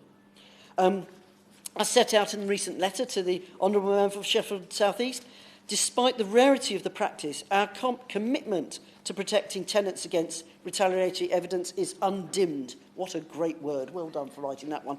Right, we share the committee's position that the government must ensure tenants are properly protected from retaliatory eviction. That's why we've included consideration of retaliatory eviction in our consultation on the barriers to longer tenancies, to ensure that we have the most up-to-date information to inform our thinking.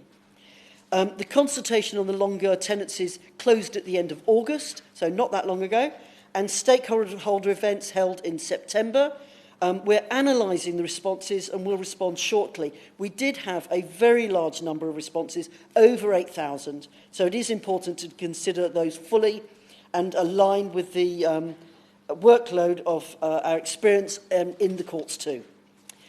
On longer tenancies, considering the volume of responses is no small feat. We're working to provide the government consultation in due course.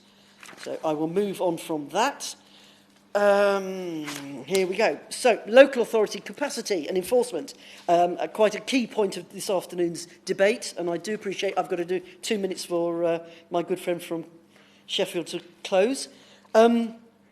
I know personally from my experience in local government the vital role that local authorities play in the private rented sector, but particularly in respect of enforcement.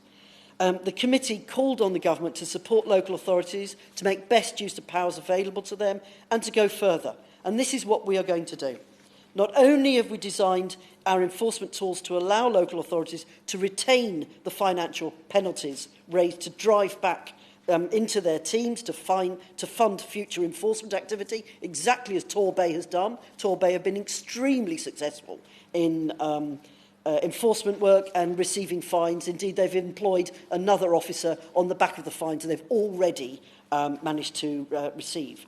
Clearly, the committee members will also be pleased to hear we've launched this £2 million fund to support local authorities with their enforcement work, help them. This will upfront boost will allow local authorities to grow and refine their approach. This funding came as a direct response to my department engaging with local authorities from across the country in roadshow events throughout the summer. And so in response, we're creating a compendium of enforcement guidance, which will bring all relevant guidance into one place, along with templates, and will form part of a national training offer to local authorities at all. So equipped with effective powers and armed with guidance and support, local authorities will become ever more effective in targeting their work to remove bad landlords and protect tenants. I think I'm running out of time, Mr. Rosendale. So what I'd really like to do is just to thank everybody for a really excellent debate this afternoon. It's great that the way parliamentary time works, in effect, it's been 6 months since the work, and other stuff has been able to actually come to fruition in those 6 months. So I hope that my remarks today demonstrate the government's commitment to building a private rented sector that works for everyone, one that supports good landlords to deliver the homes the nations need, which provides safe and secure and affordable homes to tenants. We do not shy away from the challenges facing us, and we are aware that we need to support the entire private rented sector if we're going to achieve these goals, indeed taking on Airbnb if necessary. And it is in that spirit that I thank the honourable members for their speeches and questions today, and I look forward, Mr Rosendale, to working with the honourable member for Sheffield South East and the other members of the HCLG committee in the next weeks and months to come. Thank you very much. Mr Clive Betts to wind up. Mr Rosendale, I think Although everyone would agree it's been an excellent debate on the report, and I think the report's generally been welcome. Can I just, a correction at this point to say I should have referred to the fact that I'm Vice President of the Local Government Association, so that should be on the formal record. As well as thanking members who've contributed today to the debate, particularly thank members of the Select Committee. As Honourable Member Harrow said, we produced our report as usual with a unanimous recommendation, having considered the evidence before us. And that's how we try and work. It is true to say, Mr Rossendale, that the majority of landlords do a good job, offer good premises to tenants who are satisfied with their home. So our report focused on the bad landlords who really do need tougher action taking against them. We welcome many of the steps the government have taken, but want to push them further. We also recognise there's an issue of resources for local authorities, and I think as a committee we'll come back and look at that again in the new year, the whole issue of local government funding, and of course the available properties. And the Honourable Member for Hertford and Stortford said that he was pushed the idea as Minister of Build to Rent. That's absolutely right. We also need more social housing as well. There's also an issue of political will at local authority level about enforcement, and we referred to that, and we're looking forward to the LGA's response with the government about benchmarking. The Minister answered many of the points we raised, and it was really a pleasure to have her back in her place. I think we all very much welcome her today. She's answered many of the points. There are some that, in the time available, I've noted we haven't had an absolute response back to, and we'll be writing to her next week about that. But I thank the government, and we will be continuing to monitor government's progress on the very important recommendations we made and the government's actual action on them, not just the words, but the action we want to see in due course. The question is that this House has considered the fourth report of the Housing, Communities and Local Government Committee Private Rented Sector, HC 440, and the government response, HC 9639. As many as are of that opinion say aye. To the contrary, no. I think the ayes have it. The ayes have it. Order, order.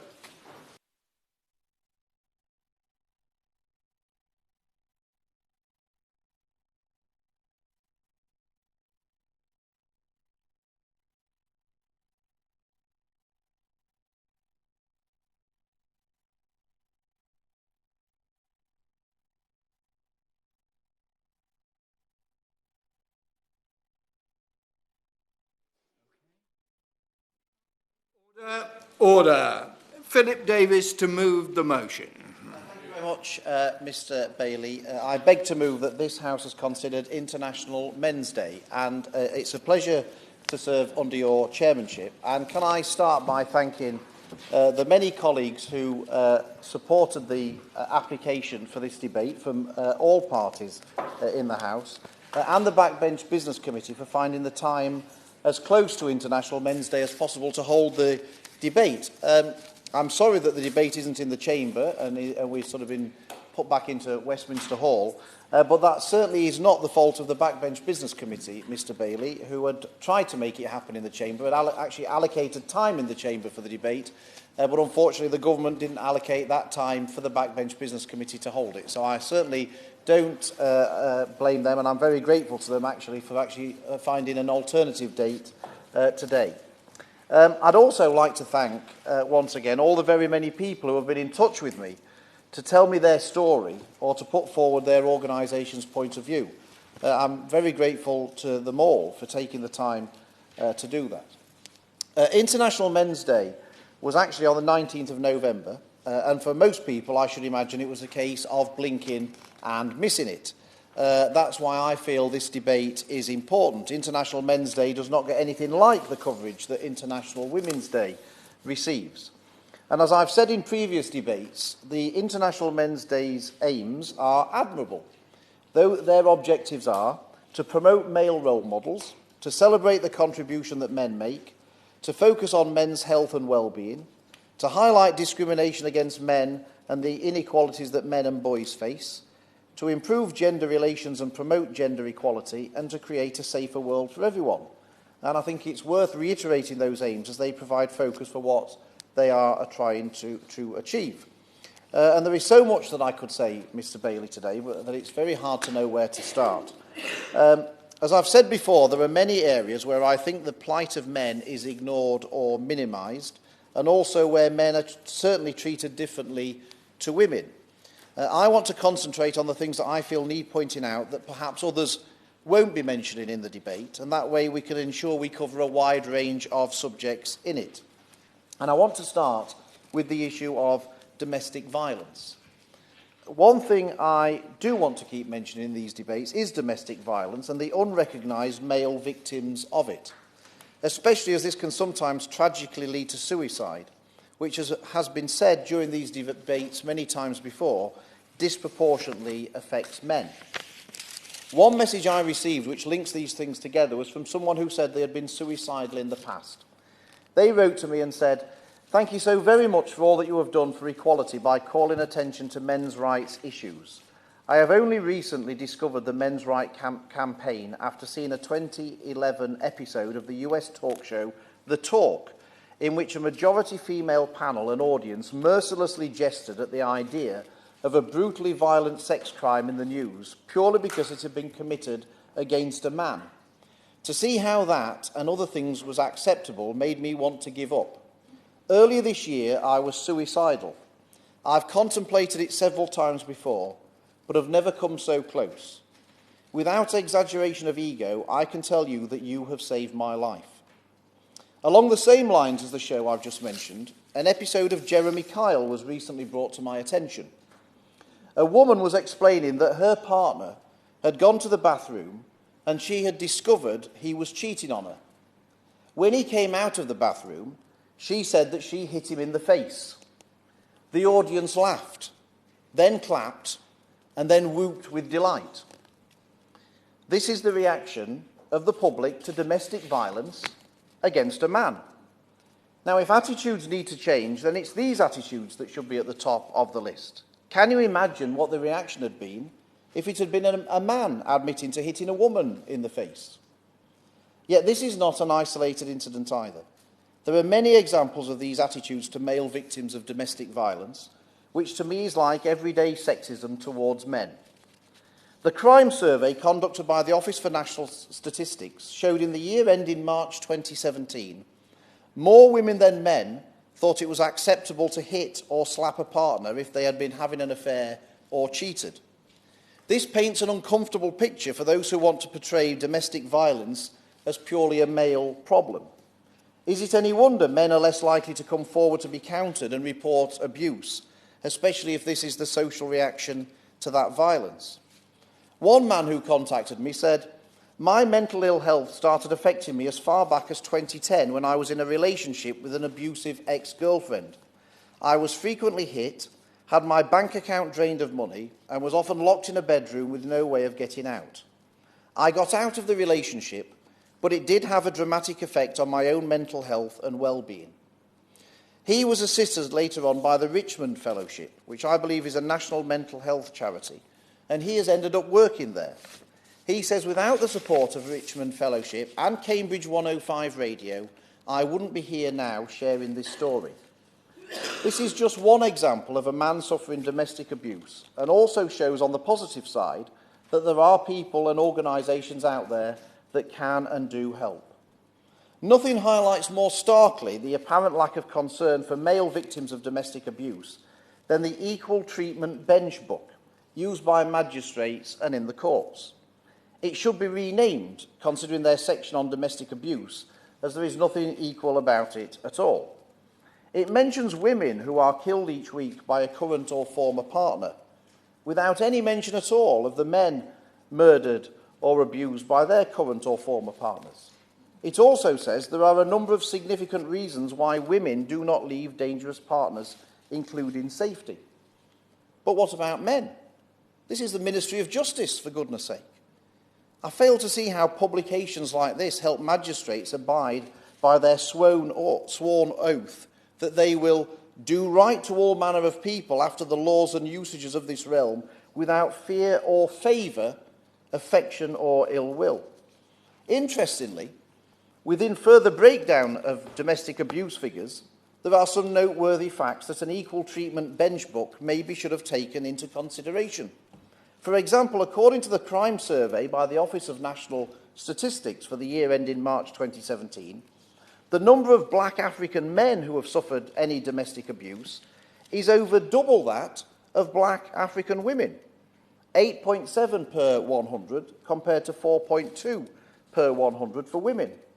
In the white Irish category, men are 4.5 times more likely to be victims of domestic abuse than women, 8.2 per 100 of the population compared to 1.8 for women. There is so much more that could be said about the Equal Treatment Bench Book, but I will resist the temptation to go down that route today. I want to move on next, Mr. Bailey, to women in prison and men in prison. I know I've covered this problem in the justice system on many occasions and highlighted the clear bias in favour of women at every stage. Yet there are still people who don't want to see any women sent to prison at all. Setting aside the fact that it is very hard for a woman to actually get sent to prison in the first place, these so-called equality supporters are just showing their true colours. It would almost be easy to confine their comments to the loony bin of thinking if it were not for the unbelievable fact that the Ministry of Justice appears to have somehow been hypnotised by these idiotic suggestions. The government's recently launched strategy on female offenders is completely wrong-headed. One of the justifications for this lily-livered approach to female offenders was said to be because female prisoners were often victims of domestic violence. Following parliamentary questions I tabled recently, I can confirm something which people might not expect. There are actually 2.5 times more men than women in prison who have suffered domestic abuse. That's the fact of the matter. In the latest figures, which relate to the 30th of June 2017, the Ministry of Justice says that 1,626 female prisoners had been the victim of domestic abuse. On the same day, there were 4,146 male prisoners in the same position. Now, again, that might be an inconvenient truth to the Ministry of Justice, but it is the reality, based on their own statistics. In another irony, the same parliamentary questions revealed that nearly 1 in 5 female prisoners, 18%, is the perpetrator of domestic violence. You couldn't make it up, Mr. Bailey. The Ministry of Justice's strategy is based, in part, on women being the victims of domestic abuse, yet the beneficiaries of the policy could well be those who have committed domestic abuse themselves. All these noises on female offenders and saying how a different approach is needed to deal with women is all supposed to be in the name of equality. But nothing could be further from the truth. It is one of the most blatantly sexist, discriminatory things that is happening under our very noses. And I should just say, before the Ministry of Justice suggests it, the solution is not letting out male prisoners as well and rehabilitating them in the community to make it a level playing field. It's about making sure that we keep all of these people who are criminals in prison. I also want to touch on male circumcision, Mr. Bailey. Male genital mutilation. According to a barrister's opinion, carrying out circumcision on males where there is no medical need, non-therapeutic circumcision, is a crime under the Offences Against the Person Act 1861, being at least actual bodily harm, if not grievous bodily harm. In 1983, Lord Hailsham, the then Lord Chancellor, said of female genital mutilation, "In the case of a minor under the age of 18, there is no possibility that consent is any defence at all. A minor under the age of 16 is not able to consent to the commission upon her of a criminal assault. Neither parental consent nor the consent of the minor would be any defence at all. And if the parents did such a thing, or instigated such a thing, or participated in such a thing, it would only render them liable to criminal penalties too." When I put it to the government in 2016 that female genital mutilation was already illegal before specific laws were introduced on the subject, they agreed that it was. When I then put the position regarding boys to them, they took a different line. They quoted Sir James Mumby as the President of the Family Division of the High Court in a case in January 2015 as saying, "Whereas it can never be reasonable parenting to inflict any form of FGM on a child, the position is quite different with male circumcision. Society and the law, including family law, are prepared to tolerate non-therapeutic male circumcision performed for religious or even for purely cultural or conventional reasons, while no longer being willing to tolerate FGM in any of its forms." As the former barrister I mentioned earlier also said, it would require a parliamentary override for male circumcision to be legal, and that has never existed. No exemptions to the law of the land are permissible for religious or cultural reasons. The Ministry of Justice went on to say that there was no doubt that female genital mutilation could have a physical and psychological impact on women. They also said that some girls die as a result of the procedure. Absolutely right, too, Mr. Bailey. I don't pretend to be an expert in this field, but I do believe that boys have been reported to have died too following a circumcision, and I have also seen accounts of the physical and psychological impact on men. I understand that the position of the NHS is that the risks associated with routine circumcision, such as infection and excessive bleeding, outweigh any potential benefits. I am mentioning all of this as I think it is something that should be on the record, not least because of the very different approach to male and female genital mutilation. The government said back in 2016 that they had no current plans to change the law in relation to male circumcision. Given everything I've said, there may be no need to change the law at all to bring about a change in male circumcisions, but I'll be particularly interested to hear from the Minister on this point. I also want to touch on parental alienation. Men are clearly disadvantaged when it comes to family breakdowns and how children are allocated after that breakdown. Women are more likely to get custody of the children, and as has been noted on many occasions, men really do draw the short straw in these instances. Parental alienation is something which requires much more time than can be given to it today. But I do want to put on record how concerned I am about this problem, something I think is a growing problem in this country. For those not familiar with it, it is what it says. Parents being alienated from their children, usually by the other parent, to the detriment of that parent and their children. In my view, Mr. Bailey, it's a form of child abuse. It can happen for all kinds of reasons, and clearly in some cases it's right that parents are kept away from their children, where, for example, there are genuine safety concerns. However, parents, and when I say parents I mean men in reality, usually, are being kept from their children without justification. One solution is more use of contact centres. I recently visited Bingley Contact Centre in my constituency, which is run out of Bingley Baptist Church. This is one of the centres under the umbrella of the National Association of Child Contact Centres. They say that more than 1 million children have no contact whatsoever with one parent or another after separation. And I just want to place on record my thanks to everybody who works. They're all volunteers at the Bingley Contact Centre that give up their time week in, week out to make sure that parents get to see their children, and just as importantly, if not more importantly, Mr. Bailey, that those children get to see their parents. And it's fantastic to see the reaction of the children when they see the parent who has been previously alienated from them. These centres are meant to be a temporary solution, and they work to give mainly fathers the chance to get back into their children's lives. There is a waiting list for this service in Bingley, and no doubt in other places around the country too, which is a shame, as the more fathers who can see their children, clearly the better. I mentioned everyday sexism against men earlier in relation to domestic violence, but there are plenty more cases that do need to be challenged. People may recall, Mr. Bailey, the absolute hoo-ha over the President's Club charity event. The men-only event was derided because the hostesses were asked to wear certain clothes and a lap dance was given as a prize. I'm sure we can remember all hell broke loose at the report of that event.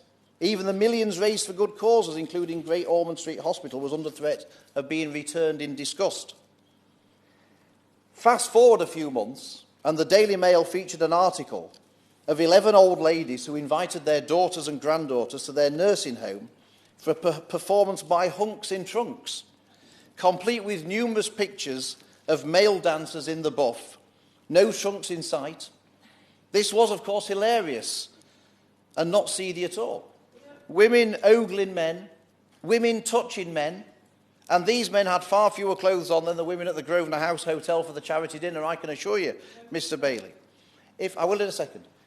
If that had been a bunch of male pensioners doing that with women with no clothes on, apart from a scrap of material, I'm pretty sure the reaction in the newspapers would have been very different. The papers certainly would not have been reporting the story in such a glib fashion, I am sure. Now, I accept that the events are not totally comparable, but there certainly are plenty of other examples like this of the way we treat men and women differently. Adverts which apparently objectifies women do not do the same for men, it seems. I'll give way to the Honourable Lady. Thank you. I thank the member for giving way. I'm glad at the end of the member's remarks, he has almost admitted that the two situations are not comparable. Does the member not see the difference in terms of essentially forcing women to look and dress a certain way in order to please men as part of their job is essentially very, very different from having a job where your job is to take your clothes off for a living? Well, I'm grateful to the Honourable Lady for that, and I absolutely accept and see the point she makes. I just hope then that when the papers report an event in reverse, as I suggest, that she will say, well, that's absolutely fine, because my point is I don't think that the reports would have been the same if it had been male pensioners doing to women what those female pensioners were doing to the men. But if she's saying to me that she would treat them both exactly the same, that's fine. That's all I ask in this particular instance. I just doubt that that would have been the general reaction. Now, to show how ridiculous some of these things are, Mr. Bailey, I was actually accused of sexism recently, and I couldn't think for the life of me what the person, the lady who was complaining, was even talking about until she explained.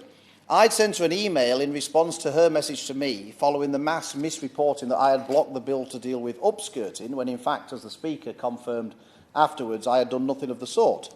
I said I was sorry that people just act like a herd without knowing the facts. She tweeted that I had sent her a sexist message. I was dumbfounded, as I couldn't work out what on earth was sexist about that line. When I inquired, she sent me an email back saying that by referring to the words people and herd, that sounds as if I was referring to a woman as cows. This is literally how ridiculous the whole situation has got. You literally couldn't make it up, Mr. Bailey. Then we have the pay gap, which is reported in such a way as to be sexist against men. Although the whole thing is pretty much a nonsense from start to finish, I suspect most people who complain about the pay gap haven't even got the first idea how it's calculated. But apparently it seems that a pay gap against women is totally unacceptable, and yet a pay gap against men is apparently a good thing. And at least it seems to be according to organisations such as the Parliamentary Digital Service. On Parliament's own website, on releasing their figures, it says, in the Parliamentary Digital Service, where the mean pay gap was minus 5.21%, the median pay gap was revealed to be minus 4.16%. The negative pay gap, i.e. the fact that men are paid more than women on average in that department, illustrates that women have a pay lead in terms of both mean and median hourly pay over men. And the director of the Parliamentary Digital Service said, I am delighted that this first set of gender pay data is so encouraging for women in our organisation, and I'm proud to lead an organisation which is committed to ensuring equality and diversity in staff, including gender equality. So it seems the politically correct belief is that a pay gap is okay if it is against men. Surely that can't be right. Surely we shouldn't want a pay gap at all. Any pay gap, presumably, should be wrong. We have a part-time pay gap in the UK, which has persistently favoured women over men. I never hear anybody complaining about the part-time pay gap in this country. But surely we've got to treat these things equally. If a pay gap is wrong, it's wrong. One can't be right and one can't be wrong. Surely we can all agree with that. But this is one of the myths that has taken on an untouchable status as evidence of discrimination against women, when it is nothing of the kind, given particularly that the pay gap is not about paying someone less for the same job, which is already illegal. And I just wish more normally intelligent people would grasp this and do more to expose it for the sham that it is. Yet again, Mr. Bailey, there are so many more issues which I'd like to cover today, but that I don't have time to do. We have blatant discrimination against men in businesses, organisations, in politics, where we are hell-bent on having more women and no care is given to how that's achieved. So we now have positive discrimination, which is, as it says, discrimination. It seems that some people who think that, not without justification, Mr. Bailey, that women have been discriminated against in the past, rather than thinking the solution is to remove the discrimination, their agenda is to try and reverse the discrimination. To try and say, well, we want you to be discriminated against in the way that we were for all those years, in some kind of revenge tactic. That's what positive discrimination is. Positive discrimination. Well, the Honourable Lady laughs, but women-only shortlists, which she may or may not have been a beneficiary of, women-only shortlists is discrimination against men. And I know she thinks it's funny, but clearly the people of Blaenau Gwent didn't think it was funny when in 2005 Labour lost one of the safest seats in the country simply over the fact that they'd imposed a women-only shortlist and denied a good local man with impeccable local credentials the chance of standing. He stood as an independent and won that seat from Labour, which had been previously one of their safest seats in the country. I think it probably gives an indication that the Honourable Lady is probably slightly out of touch with working-class Labour voters around the country. I'll give way to her. What amuses me with the member's contribution is actually just how out of touch he is, talking about hoo-ha that was made of a situation where girls as young as 18 years old were forced to wear short skirts and high heels to serve men, where he talks about untouchable status of women, where all that's trying to happen is try and get some balance and equality into the system. And if it wasn't for all women shortlists, then this House would not be as diverse as it currently is, which I'm sure the member is taken offence at. I mean, I don't really want to particularly get into women-only shortlists, Mr. Bailey, apart from the fact that they do clearly discriminate against men. But I would say to her that the only reason to have a women-only shortlist, there's only two possible reasons to have one. Either the women that are standing are not as good as the men, and therefore they need that positive discrimination to help them, or the Labour Party selection committee are so sexist that they would choose a worse man than a better woman. Now, if the Honourable Lady is saying that the Labour Party is stuffed up and down the country with sexists who would choose a worse man than a better woman, then if that's her view, then I'm not going to disagree with her. But it's hardly a ringing endorsement of people running the Labour Party up and down the country. So I won't even go on to the balmy idea that our stretched police forces should now be extending the list of hate incidents they spend time on, not even hate crimes, but hate incidents to cover misogyny and maybe misandry, but in all likelihood just misogyny. But I hope that the issues I've covered are different to those that others would speak about in this debate. I do think that the world really has gone mad at times, which is glad that we can have these debates to discuss the whole variety of issues affecting men. As I've said before, nothing on this I say on this subject should be actually controversial in a normal world, yet people who have read or seen things may get the impression that I've somehow been unbelievably controversial in simply asking for men to be treated exactly the same as women.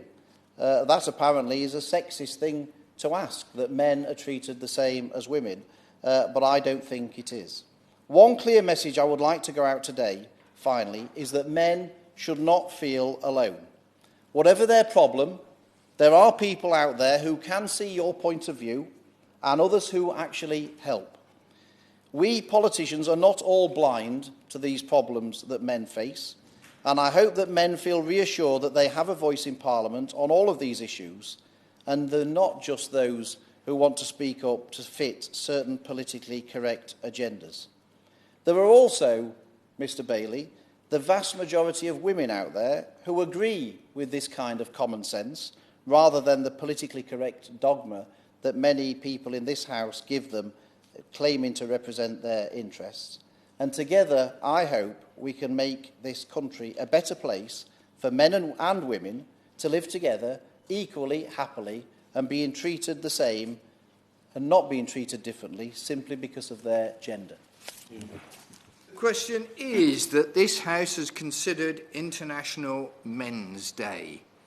Before I call the next speaker, can I make it clear that I want to call the front bench spokesperson at 4 o'clock?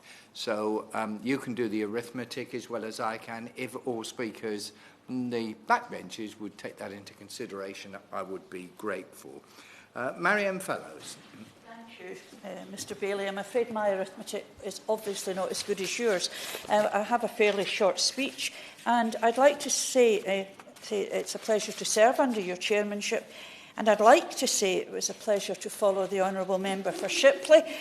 It's good to know that his sense of grievance is alive and kicking.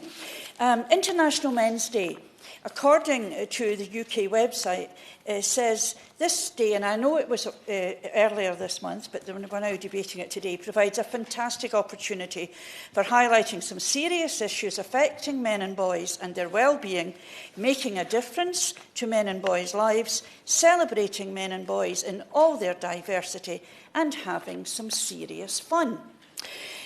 This day is overseen by 6 volunteers who are involved in a range of British charities and academia, and I, and indeed all of us, should be grateful to them for the hard work that has gone into this day. I want to start by highlighting one of the serious issues affecting boys and men, the issue of mental health and well-being. There have been many suicides within my constituency of Motherwell and Wishaw in the past year. As a community, we felt helpless, frustrated, confused, and looked for someone to blame. The ripple effect on our communities has been and still is traumatic. Many departments and agencies have supported our communities, and I want to take this opportunity to thank you. I should say that all of these suicides were of young men. I know from meetings at Chris's House, FAMS, Families Against Suicide and Murder, the Scottish Association of Mental Health, and North Lanarkshire Council Suicide Prevention Team, there is so much proactive work already being carried out against suicide and around suicide. The big question that remains unanswered is why? Why do so many young men especially choose to end their own lives? Unfortunately, it's the nature of suicide itself that many questions remain unanswered. We do know that deprivation, life traumas and mental illness can be key factors, but not everyone is known to agencies before attempting or completing suicide. We also know that men aged 34 to 54 are more likely to complete suicide.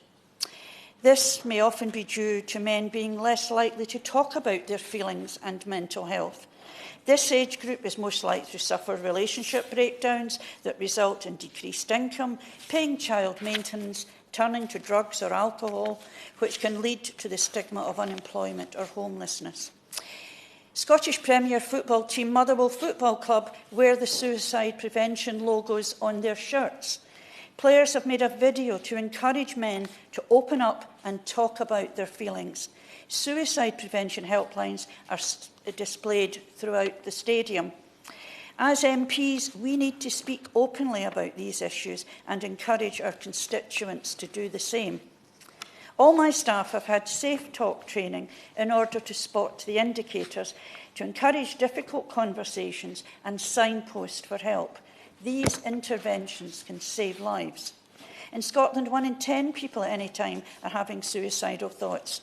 And thankfully, the majority don't act on these thoughts, and many seek help. And Scottish Government has poured even more money into suicide prevention. We are all concerned for our communities and should be suicide alert. And contrary to what the Honourable Member for Shipley has said, I'm also going to talk about domestic abuse. In addition, domestic abuse knows no boundaries of gender, culture, class, age, sexual orientation, ethnicity or belief. Domestic abuse continues to increase within LGBTI+ relationships, ethnic minority groups and men.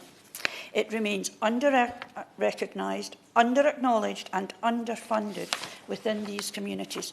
In my constituency, I work with Sacro and Fearless, both of which have received lottery funding. And Fearless reaches out to those people who are less inclined to access domestic abuse services. It offers practical support to access a range of supports, including housing, health services, and support appropriate to inclusion within their communities. Fearless recognises that men too are increasing victims and survivors of domestic abuse. And I want to put on record here my thanks to Nikki Beardsmore and her team for their work in this area. Male role models are so important to young men and boys. Not everyone is as lucky as my two sons were. It was the greatest tribute to his father that he could have given when my younger son said that his father's legacy was how Dad brought up his 3 children, and that he wanted to do the same with his family. Role models are what boys who don't have good dads need.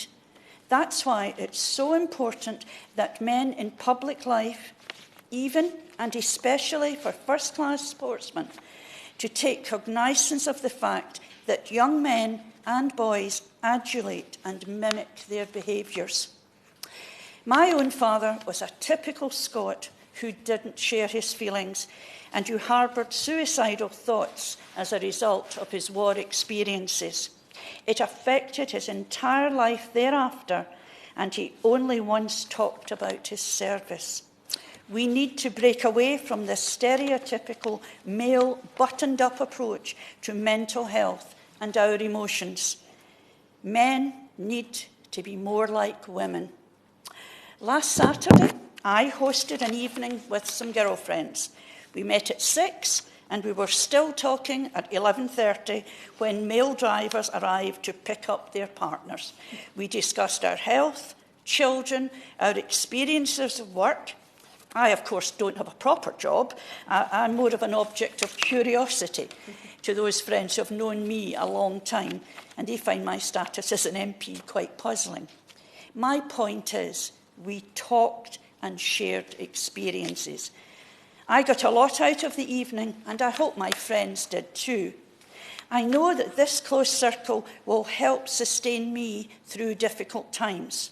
For International Men's Day, I hope that many, many men will change the habit of a lifetime and open up to those close to them and enjoy what women have known for centuries. A problem shared is a problem halved. Jeremy Lefroy. Thank you very much, Mr. Bailey, and it's an honour to serve under your chairmanship. It's also a great pleasure to speak in this debate, the equivalent of which last year I had the honour of leading, and my honourable friend from Shipley spoke in, and I'm grateful to his remarks and also to those of the honourable member from Motherwell and Wishaw. And I would entirely agree with her that it's extremely important to have that circle of friends. I can recall at a time when I was in business and living overseas, and the business was going through a particularly difficult time, that the opportunity to share that, not just with my wife, but also with other friends, was hugely important, because when you've got the potential weight of having to make people redundant, of difficulties, and you can't see particularly a way out, it's very important to have that. And I entirely agree with what my honourable friend was saying about so many different areas in which we need to see equality. I'm not going to dwell, because of time, on the issues that have already been covered. Suffice to say that this issue of male suicide is something that is incredibly important for all of us to address. It's one might say it's a public health issue. It's much more than that. It's a personal issue. It affects families up and down the country. It affects children. It affects parents. And it affects the wider circle of friends. But what I am going to concentrate on, Mr. Bailey, is the fact that it's International Men's Day. I had the privilege of visiting the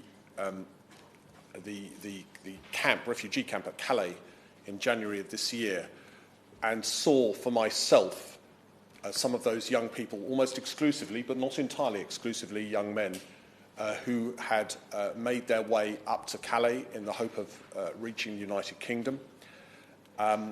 and speaking to one or two of them, interestingly, one would have thought most of them would have come from the Middle East because of the conflict there. Actually, most of them came from countries like Ethiopia and Eritrea and Nigeria. And what struck me, and something that I've been passionate about for most of my working life and indeed here, is the need, and this doesn't clearly just apply to men across the world, it applies to everybody, men and women, is the need for jobs and livelihoods. We're fortunate in this country that we have a relatively low level of unemployment, even among young people, although it's still too high. I was in Kosovo a couple of months ago to discuss with their government ways in which they could tackle their youth unemployment figure. There it is 60%. And that's a European country. 60% of young people have no job. So I am absolutely convinced that one of the greatest challenges facing the world at the moment is to ensure that young men and young women across the world have the chance for a job or a livelihood. And that is why I have, together with others, tried to form a global coalition for youth employment. I was speaking with the Secretary-General of the Commonwealth, Baroness Scotland, just a week ago about this very issue because she herself is absolutely passionate about this. And it's not just a question of economic development, important though that is, creating the jobs. It goes right back to education. It goes to primary schools, secondary schools, ensuring that boys and girls have the kind of education in life skills, in training, that enables them to access work and to have a livelihood in the future. And as I say, it applies both to boys and girls, young men and young women. But I would say even more because of so much of their identity, so much of a young man's identity is invested in his work as well as in his family. It is absolutely vital for them. So I want to challenge not just our government, not just our country, but I want to challenge global organisations and indeed national governments across the world to take this issue seriously. Some of them are doing it. Unfortunately, an awful lot of them are not. They're just concentrating on the needs of perhaps the better off in their country. They're listening to those who've got the loudest voices. They're not listening to the young men and young women who absolutely need jobs and livelihoods for their future. And I'll just give a few examples of what can be done. I've already mentioned education. There needs to be much more mentoring going on. We've heard this before in the debate today, mentoring so that people with experience, with skills, and just with compassion can talk with young men and indeed young women about their future so that people feel that they're being listened to. It needs funding. And I don't just mean lots and lots of grants giving out money with little accountability. I'm talking about loans. So, for instance, the small business loan scheme in this country has been a great success for young men and indeed for young women in helping them to set up their own businesses. But around the world, we find that young men and young women do not have access to this kind of capital. And that's something that I've personally, and I declare an interest, been involved in through setting up a social enterprise in leasing in East Africa for a number of years. And we see it. We see young men and young women entering into work, whereas previously they were not able to. It involves clearly training. It involves ensuring that those practical skills, and let's not beat around the bush.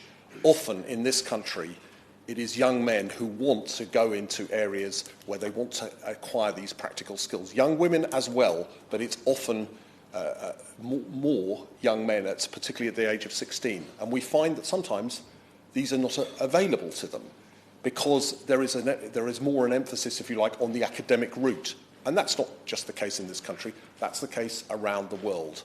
And I've seen some excellent programs supported by DFID in places like Nepal and Nigeria where there has been this opportunity for both young men and young women to pick up those practical skills. But there needs to be much more of that. The idea of training in these skills is often lost in the drive for university education, academic education, because everybody sees that as the way forward. So just to conclude, Mr. Bailey, I want to celebrate International Men's Day. I want to celebrate the role that young men and boys, as well as young women and girls in this country play, but also let us remember that this is something that we need to address internationally and encourage countries across the world to celebrate this day and celebrate the role that equality for boys, girls, young men and young women can play in their development. Yeah. Colleen Fletcher. Thank you very much, and it's a pleasure to serve under your chairmanship, Mr. Bailey.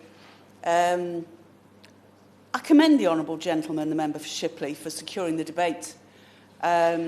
He's raised many issues, all of which are probably worthy of long debate individually, and it's difficult in a debate like this, which is quite short, to have those conversations that you really want to have.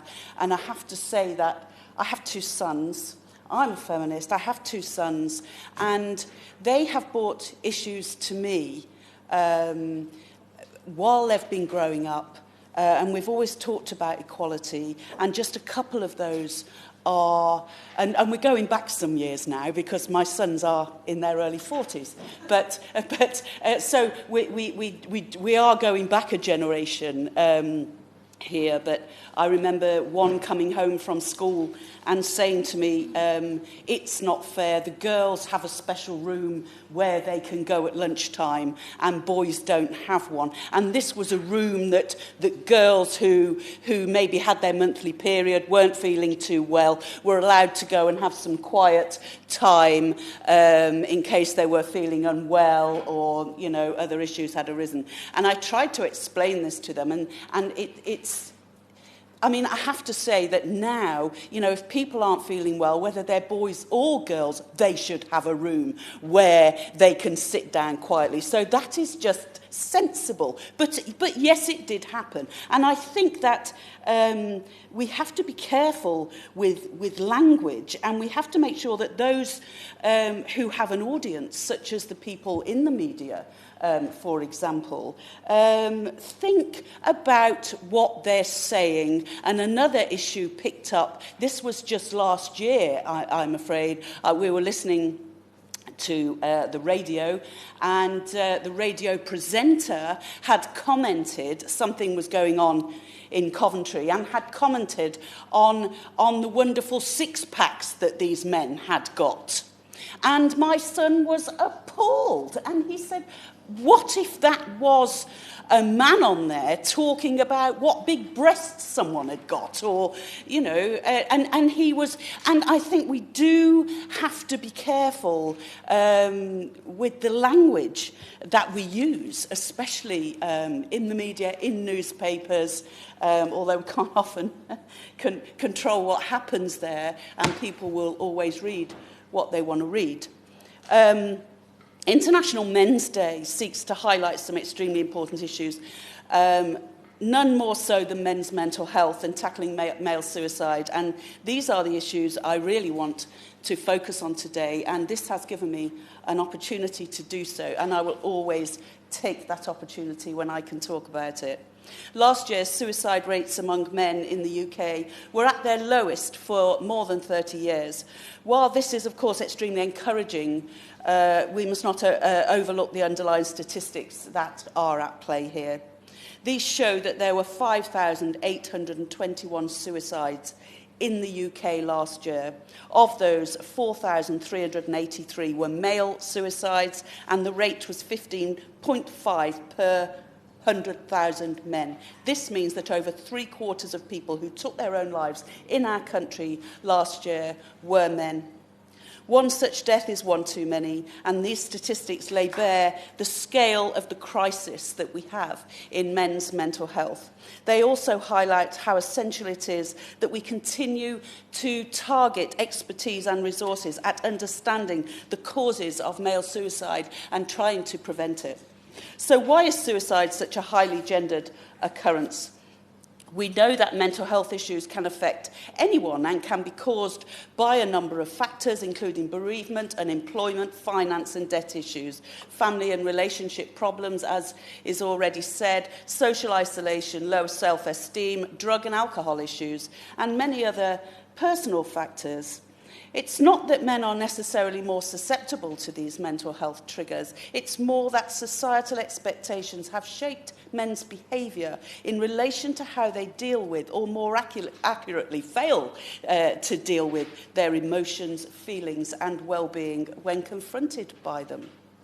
The malign influence of masculine conditioning, which shapes the way men are brought up to behave, and the roles, traits and behaviours that society expects of them, demands that rather than talking about their emotions and how they feel in times of difficulty or crisis, men should instead be silent, manly and strong.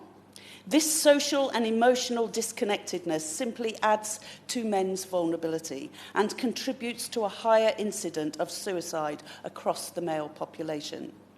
So how do we tackle this problem? Part of the answer, I think, is to reduce the stigma around men's mental health and to encourage men to open up and seek help when they're struggling and when they feel in despair. In Coventry, that encouragement and those conversations are being initiated by the award-winning Mental Health Awareness and Suicide Prevention campaign. It Takes Balls to Talk. This is the brainchild of mental health nurse and my constituent, Alex Cotton. The campaign is a public information programme targeted at male-dominated sporting venues across Coventry and Warwickshire, which uses sporting themes to raise awareness of mental health support services and seeks to reduce male suicide by encouraging men to talk about their feelings. Since its launch over 2 years ago, It Takes Balls to Talk has played a vital role in breaking down the barriers that prevent men from initiating conversations about their mental health and well-being, and from positively engaging with mental health services in my local area. Targeted initiatives like this promote positive mental health and really do make a lasting difference, which is why I'm extremely proud of what this campaign has achieved so far and of the work it does across my city and across Warwickshire, and it is why I support it wholeheartedly. I want to conclude by encouraging any men affected by a mental health issue not to bottle it up. Wise words for anybody, really. Talk to a friend, a colleague, or a family member. Contact Mind, the Samaritans, or It Takes Balls to Talk. You need to know that there are always people and organisations out there who will listen and offer practical help, advice and support. And after all, you know what they say, as has just been said, a problem shared is a problem halved. Deirdre Brock. Thank you, Mr Bailey, and a great pleasure to serve under your chairship. It is great to be here to celebrate International Men's Day. I know some lovely men, a lot of lovely men, and the international ones are my particular favourites. I'm very fond of modern European men, for example, although sadly ardent Brexiteers don't seem to share my enthusiasm. But in these days of the Me Too movement, we are hearing thousands more women's voices, ones that used to be silent, women demanding they aren't paid less for the same or similar jobs as men, women seeking to do their jobs without worrying about being groped or sexually assaulted by their boss, women who want to be able to go where they choose and wear what they choose without being attacked and then blamed for it. We hear a lot from women now. Thank goodness for today's opportunity for men to stand up and demand these rights too. Because some men who have long enjoyed the easy comforts of a patriarchal society feel threatened by more women having a say. Their own voice is no longer dominant and their privilege is no longer secure. Left in a state of confusion by this politically correct agenda, they don't know what it is to say acceptable things around or do acceptable things around women anymore now that they may have to account for their actions. They can't even trust other men to laugh at their sexist locker room banter. Too many metrosexuals around nowadays. The feminist agenda is seeking to enforce the radical notion that women are equal human beings and their grip on power has loosened. Still, there's not too much for the privileged male to worry about just yet. Modern Britain is a long way from gender equality, and old stalwarts such as those in the legal profession are keeping the side up. White, privately educated men are still far more likely to rise to the top across the old professions, and we have the lowest proportion of female judges in the EU. And those trusty Brexiteers, of course, are doing their bit to keep it that way by distancing the UK from that gender-diversifying European influence. But if men's voices can really be silenced in this place, where there are still less than a third of MPs women, we must be doing a pretty good job. Imagine what would be happening if gender balance was actually achieved. Now, all joking aside, I am only too aware that there are many serious health concerns that particularly affect men. Honourable members have already touched upon them, and that is perhaps the really justifiable reason for having this debate today. These are issues that deserve to be thoroughly scrutinised and action taken to tackle them. Things like increased risk of alcoholism, earlier mortality, and those very alarming suicide rates amongst young men, to name just a few. Anyone really determined to improve the stats, though, might be interested in the findings of a recent report from the World Health Organization. After studying the figures for 41 countries, they found that the places with greater gender equality were also the places with better health outcomes for men. In the most equal societies, measured by factors such as women in leadership positions and educational attainment, the risk of depression amongst men was halved. There were lower suicide rates and a 40% reduction in the risk of a violent death. So it's official. Feminism is good for everyone. But it's not some innate biological differences that cause the different problems that men struggle with, anatomically specific issues aside. It is societal pressures. The intense nurturing of a narrow, stereotypical idea about what men should be and how they should interact with women is difficult for many men and damaging to their health as much as it is to society. The more macho cultures encourage heavy drinking, for example, linking it to increased status and power in a group. Speaking out about feelings, on the other hand, as has been already commented on, is discouraged. There are no simple solutions, Mr. Bailey, but society is shifting, and diving back into the heavily gender-rolled world of the 1950s is the opposite of what needs to be done to improve matters. We must untangle masculinity from the toxic forms that have become so prevalent and let men and boys breathe a little more easily. So for International Men's Day, I think the best thing we can do is to stand together in support of feminism and equality, because it is good for men's health. When women's voices are speaking out for parity of the sexes, they are speaking out for men too. Patricia Gibson. Thank you, Mr. Chair. And it's a pleasure to sum up for the SNP in this debate. And I want to thank the Honourable Member for Shipley for his very comprehensive opening. International Men's Day is indeed a significant date on our calendars, even though we're a wee bit late with the debate from the 19th of November. But this annual international event is celebrated in over 80 countries, including the UK, of course. Inaugurated in 1999 in Trinidad and Tobago with backing from UNESCO. The theme for 2018, of course, is positive male role models, with the UK theme for this year being making a difference for men and boys, and how we can give men and boys better life chances, as set out by the Honourable Lady for Motherwell and Wishaw. And we've heard much today about why International Men's Day is so important. The Honourable Member for Shipley and indeed the Honourable Lady for Motherwell and Wishaw set out starkly the taboo of men who are victims of abusive domestic relationships, and that's a silence we need to break for both men and women. We've heard about the fact that the biggest killer in the UK, in young men across the UK, is suicide. So it's extremely important that men and boys alike can access the support they need, and we've heard much about that today. It's also important that young men and young boys have positive role models to inspire them, not just famous celebrities or sports people, but people within their own families, their own communities, people who are in their own orbit, living good, decent lives. And to that end, I would suggest we need to continue to encourage men to enter the primary education sector as well as the secondary education sector. International Men's Day must be a far-reaching, a big conversation, celebrating the contribution of men to our families, to our communities, to our country, as well as working to ensure that men are more willing to talk about their hopes and fears, to take more care of their health and well-being, and do more to remove the stubborn stigma that still persists around mental health issues, to continue the conversation that it's okay to struggle and it's not a sign of weakness for a man to ask for help.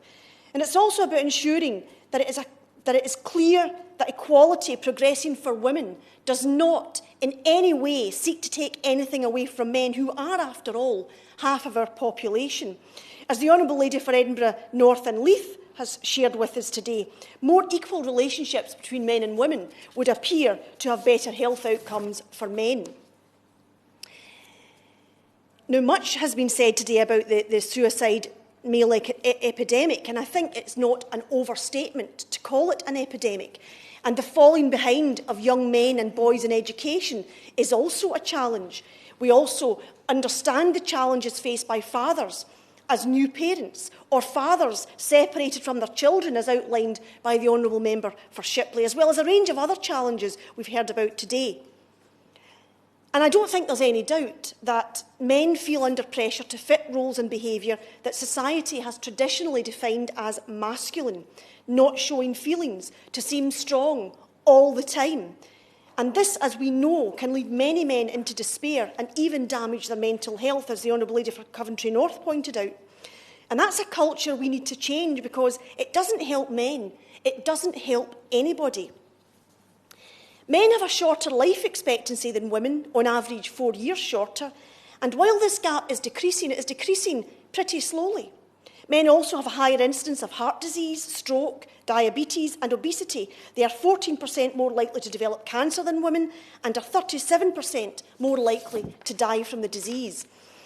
As the Honourable Lady for Motherwell and Wishaw reminded us, and the Honourable Member for Coventry North, the suicide statistics are, I think, the most concerning. 76% of suicides in the UK are men, and it is the biggest killer of men under the age of 45. And I think that's almost difficult to get your head round. Every single day, about 12 men across the UK kill themselves, and that must demand some kind of response.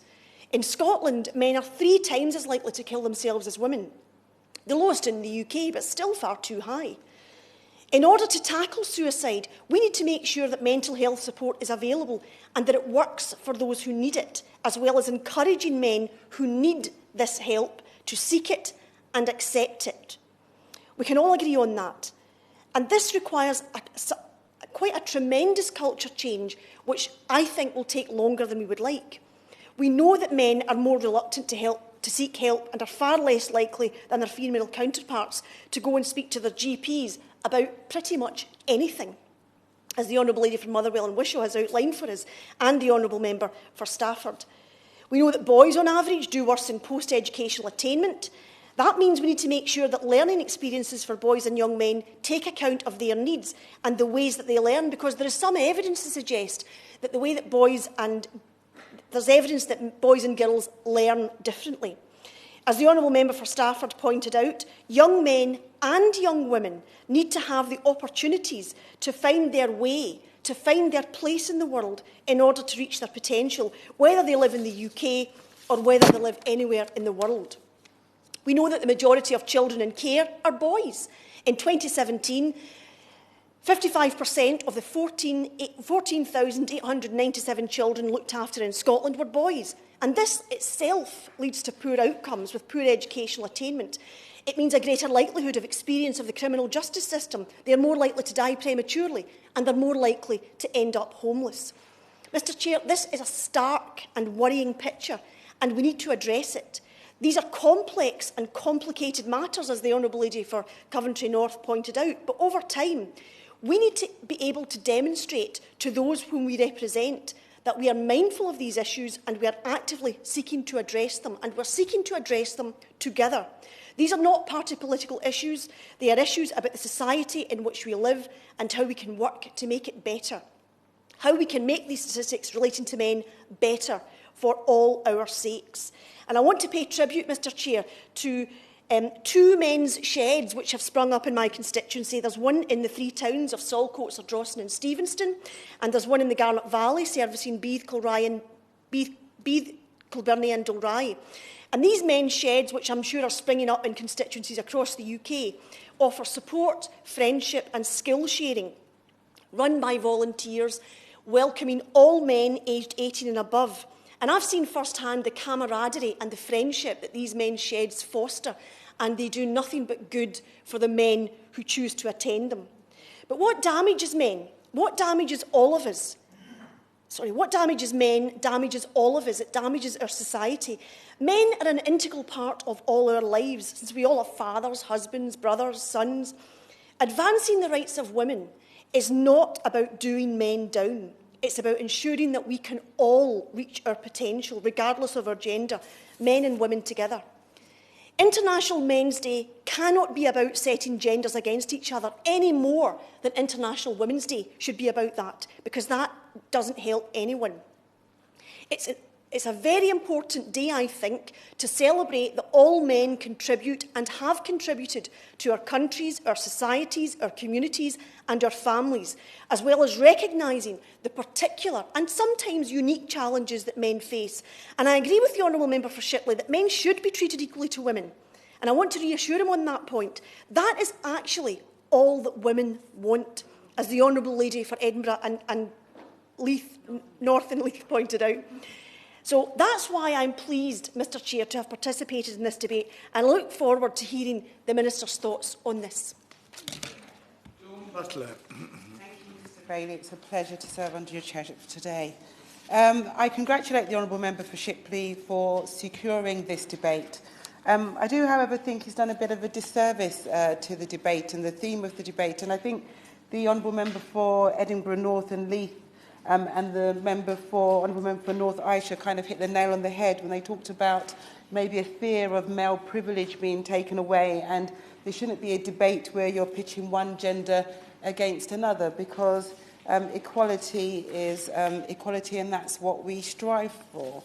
I am pleased that this debate is in its 4th year of running, and I'm pleased that I've been able to take part in it again and speak on behalf of Her Majesty's opposition. As we have heard, over 70 countries around the world celebrated International Men's Day this year, and I'm always happy to appreciate and talk about the positive contributions that men make in society, and I think today plays a pivotal role in raising awareness of some of the issues affecting men in the UK, and some of them we've heard about today.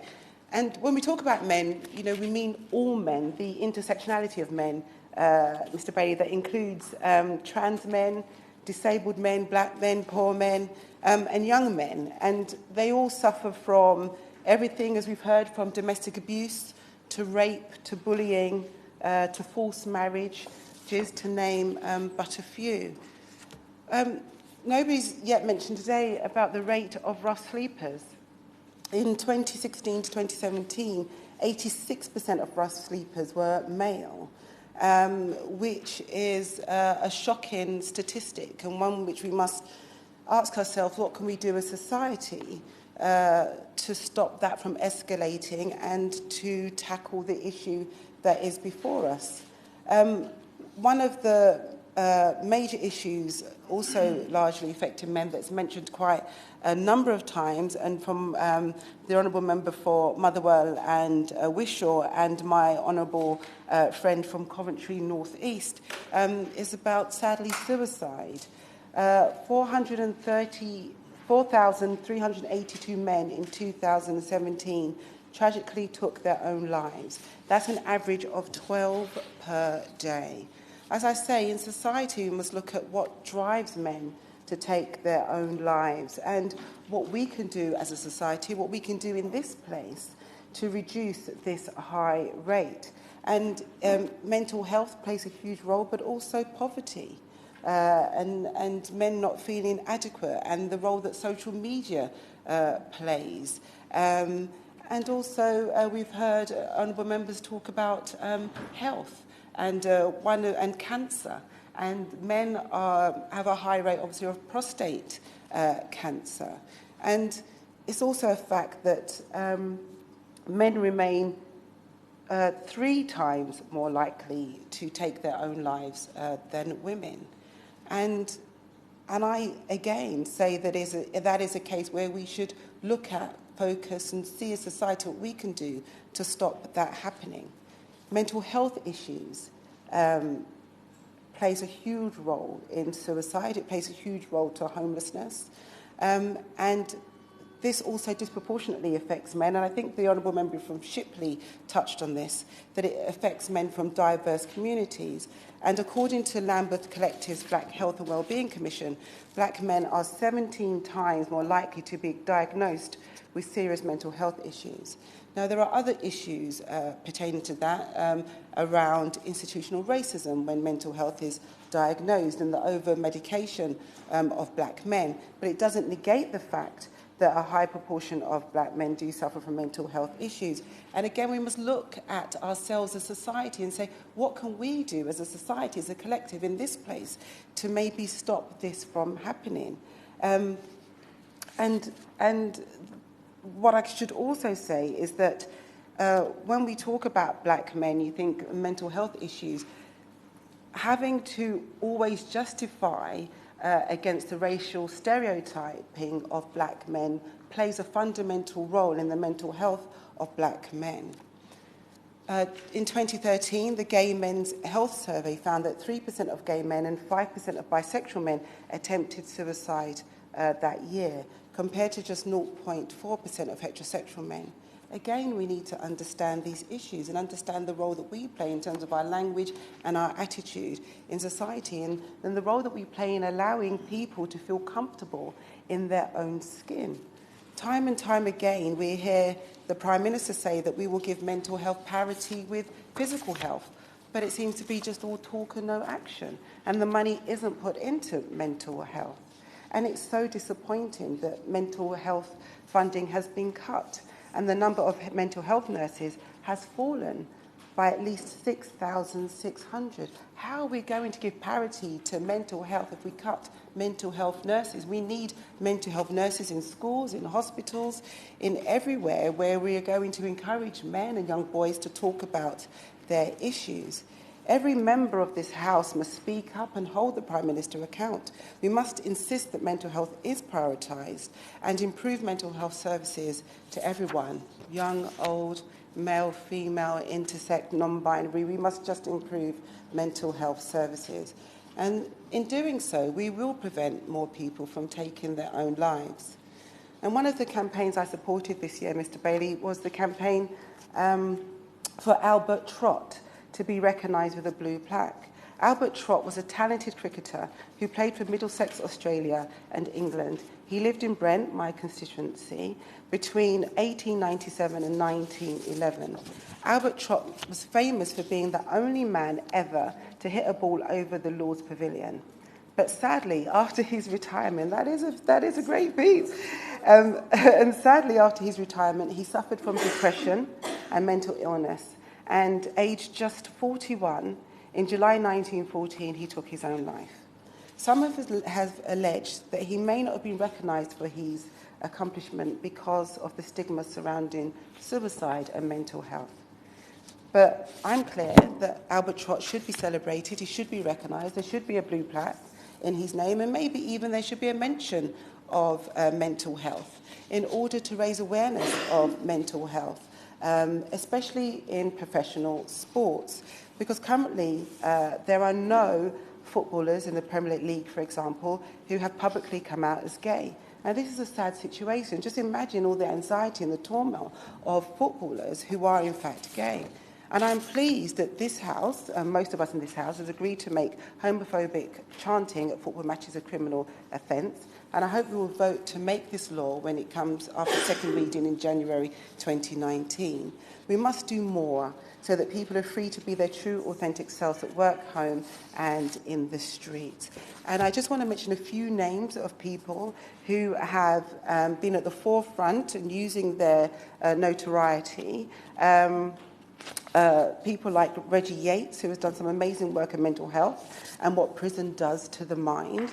I was so impressed speaking to him and hearing him speak. I think we need to do more. He will encourage black men to come out and speak. He works with #GramFam and Calm, campaign against living miserably, which helps young men in regards to mental health. I can mention loads more, like Stormzy, Zayn Malik, and I want to mention Gareth Thomas, who came out after retiring and who's recently suffered a homophobic attack and has been brave enough to speak about it. And I'm grateful for all of them to sharing their stories. And inspirational stories like this just reminds us that we need to talk about men and we need to celebrate good men. And I know that time is short, Mr. Bailey. So I want to conclude that there's no shame in being caring. And we've heard about how we want to encourage men to talk and share their feelings. And I also want to end on this for the member for Shipley. He asked me about the standard of women in MPs, and I want him to listen really carefully. I look forward to the day when there are more rubbish women in this House. And I look forward to the day when there are as many rubbish female MPs as there are rubbish male MPs, because only then will I know that we've reached true equality. Thank you, Mr. Bailey. Minister.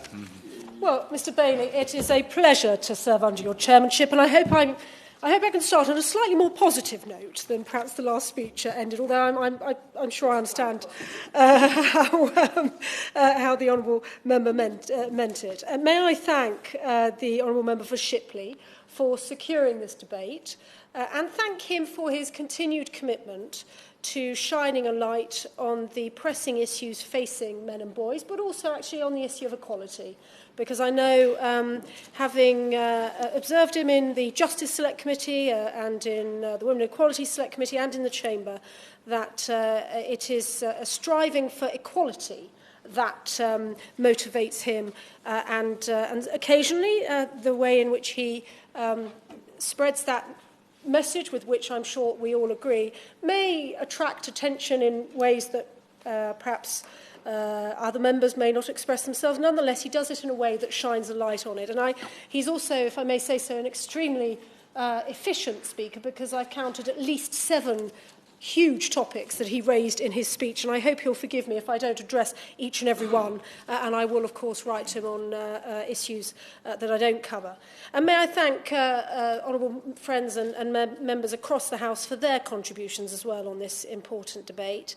I'm pleased, actually, that this debate is in its 4th year, marking its firm importance in this House. And I was struck by the aims that my honourable friend for Shipley set out of International Men's Day, including the admirable aim of promoting male role models. And this was a theme that the honourable member for Motherwell and Wishaw, I think, spoke very movingly about and shared with us the incredibly important legacy of her husband and her son's thoughts on that. And of course, celebrating men is another aim of the day. And my honourable friend for Stafford gave us an international perspective, which, with all the work that he does across the world, helping the most deprived communities and trying to spread equality and fairness across the world, I'm particularly grateful that he was able to contribute in that way in this debate. And of course, the aim of promoting gender equality is also an important part of International Men's Day, and I sense from all the speeches today that we are all united in that aim.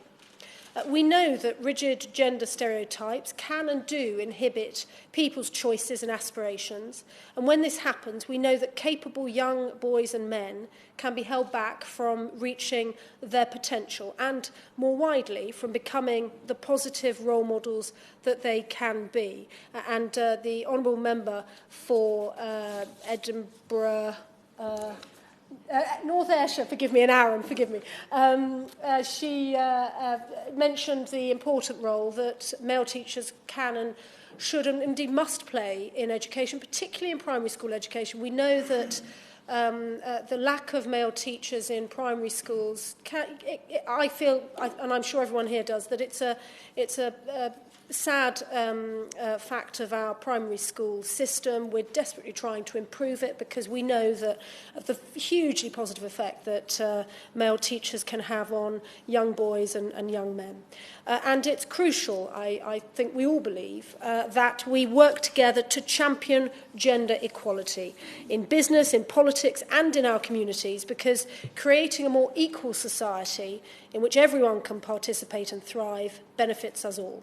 Now, my honourable friend for Shipley asked during his speech that men are treated equally to women.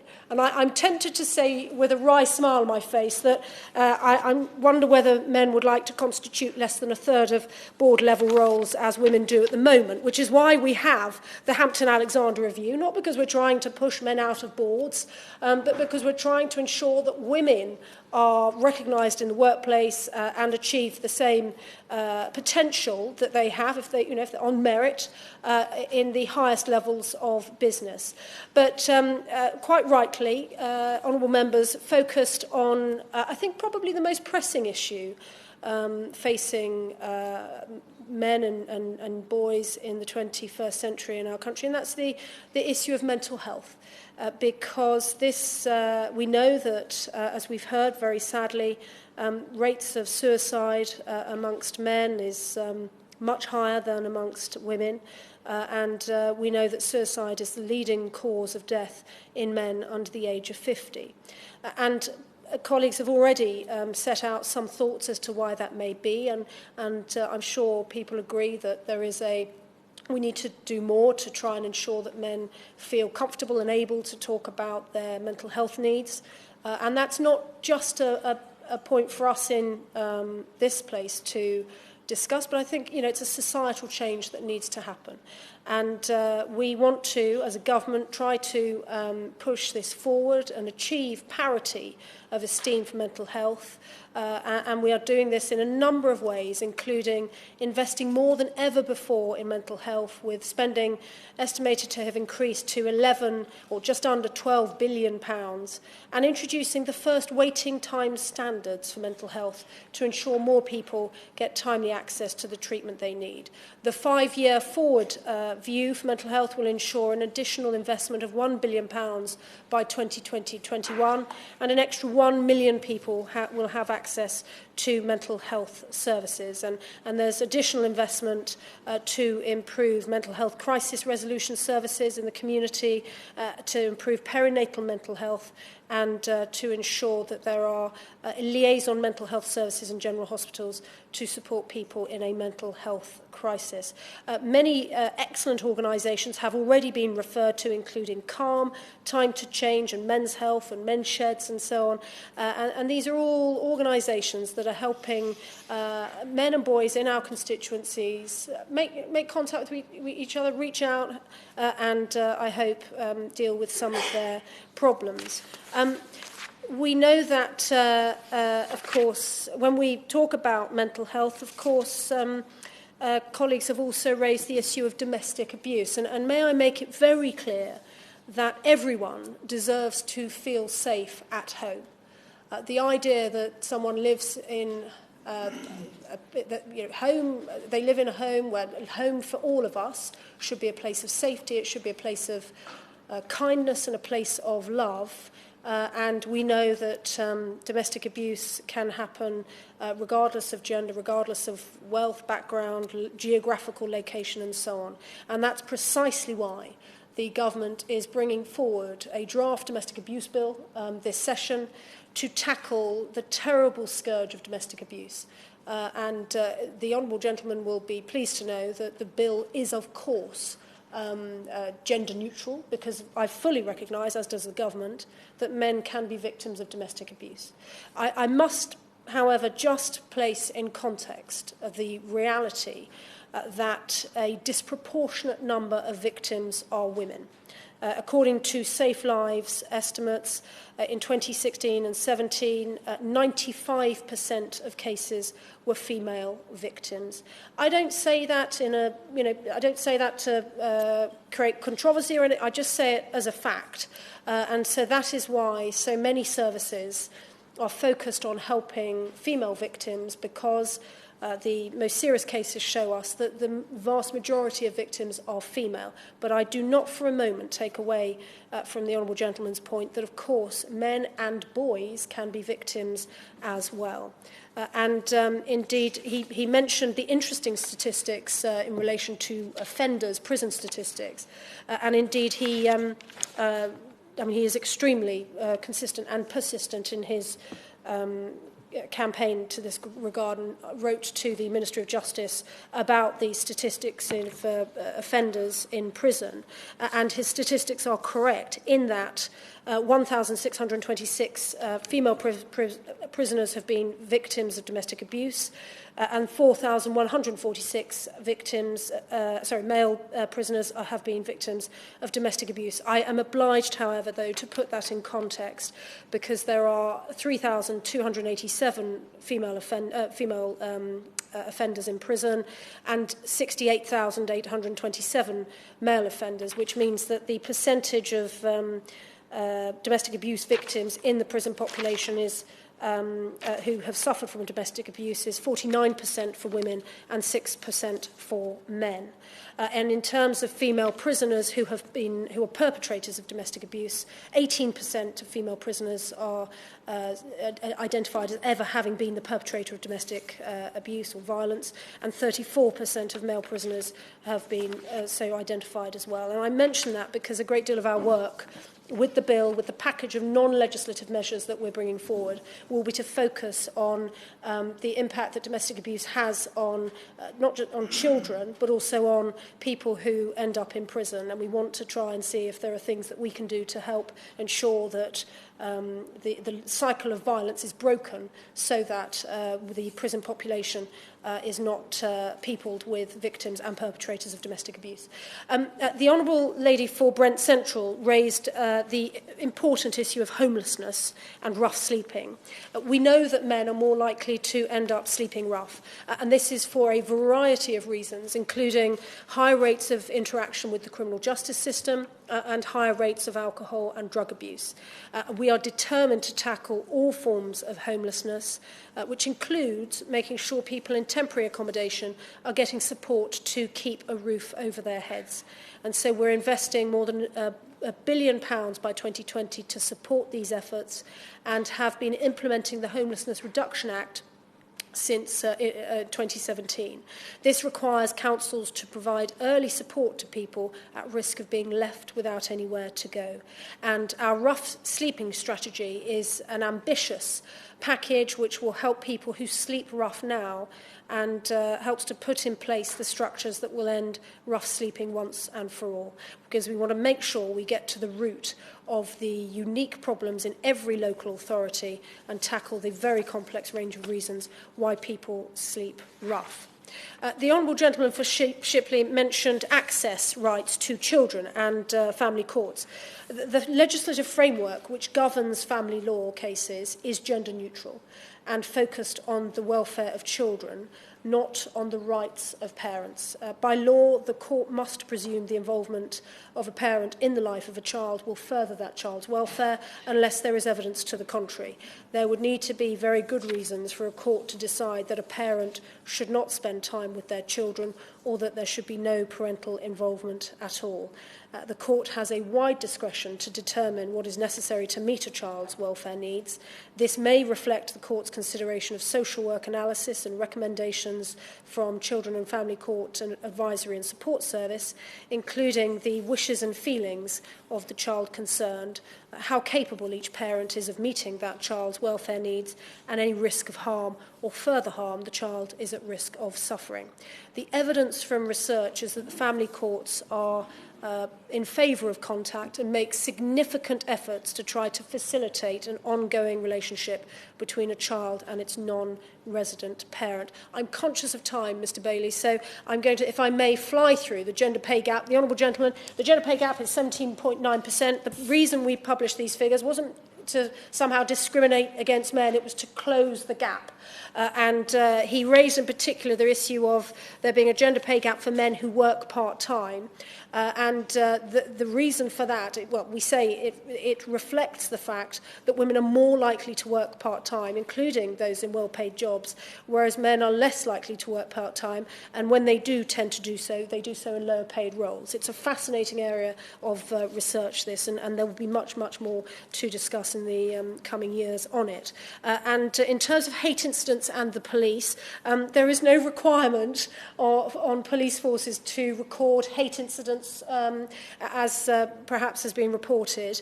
It is up to police and crime commissioners and chief constables to decide how they deal with hate incidents, to set local policing priorities.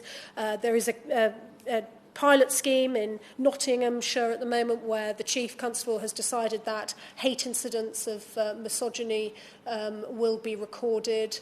It isn't a crime in and of itself, but to get a sense of the rate of such incidents, and that is something that the chief constable has decided to do. There's no requirement from the Home Office, but obviously such data is very interesting, and we're watching it with great interest.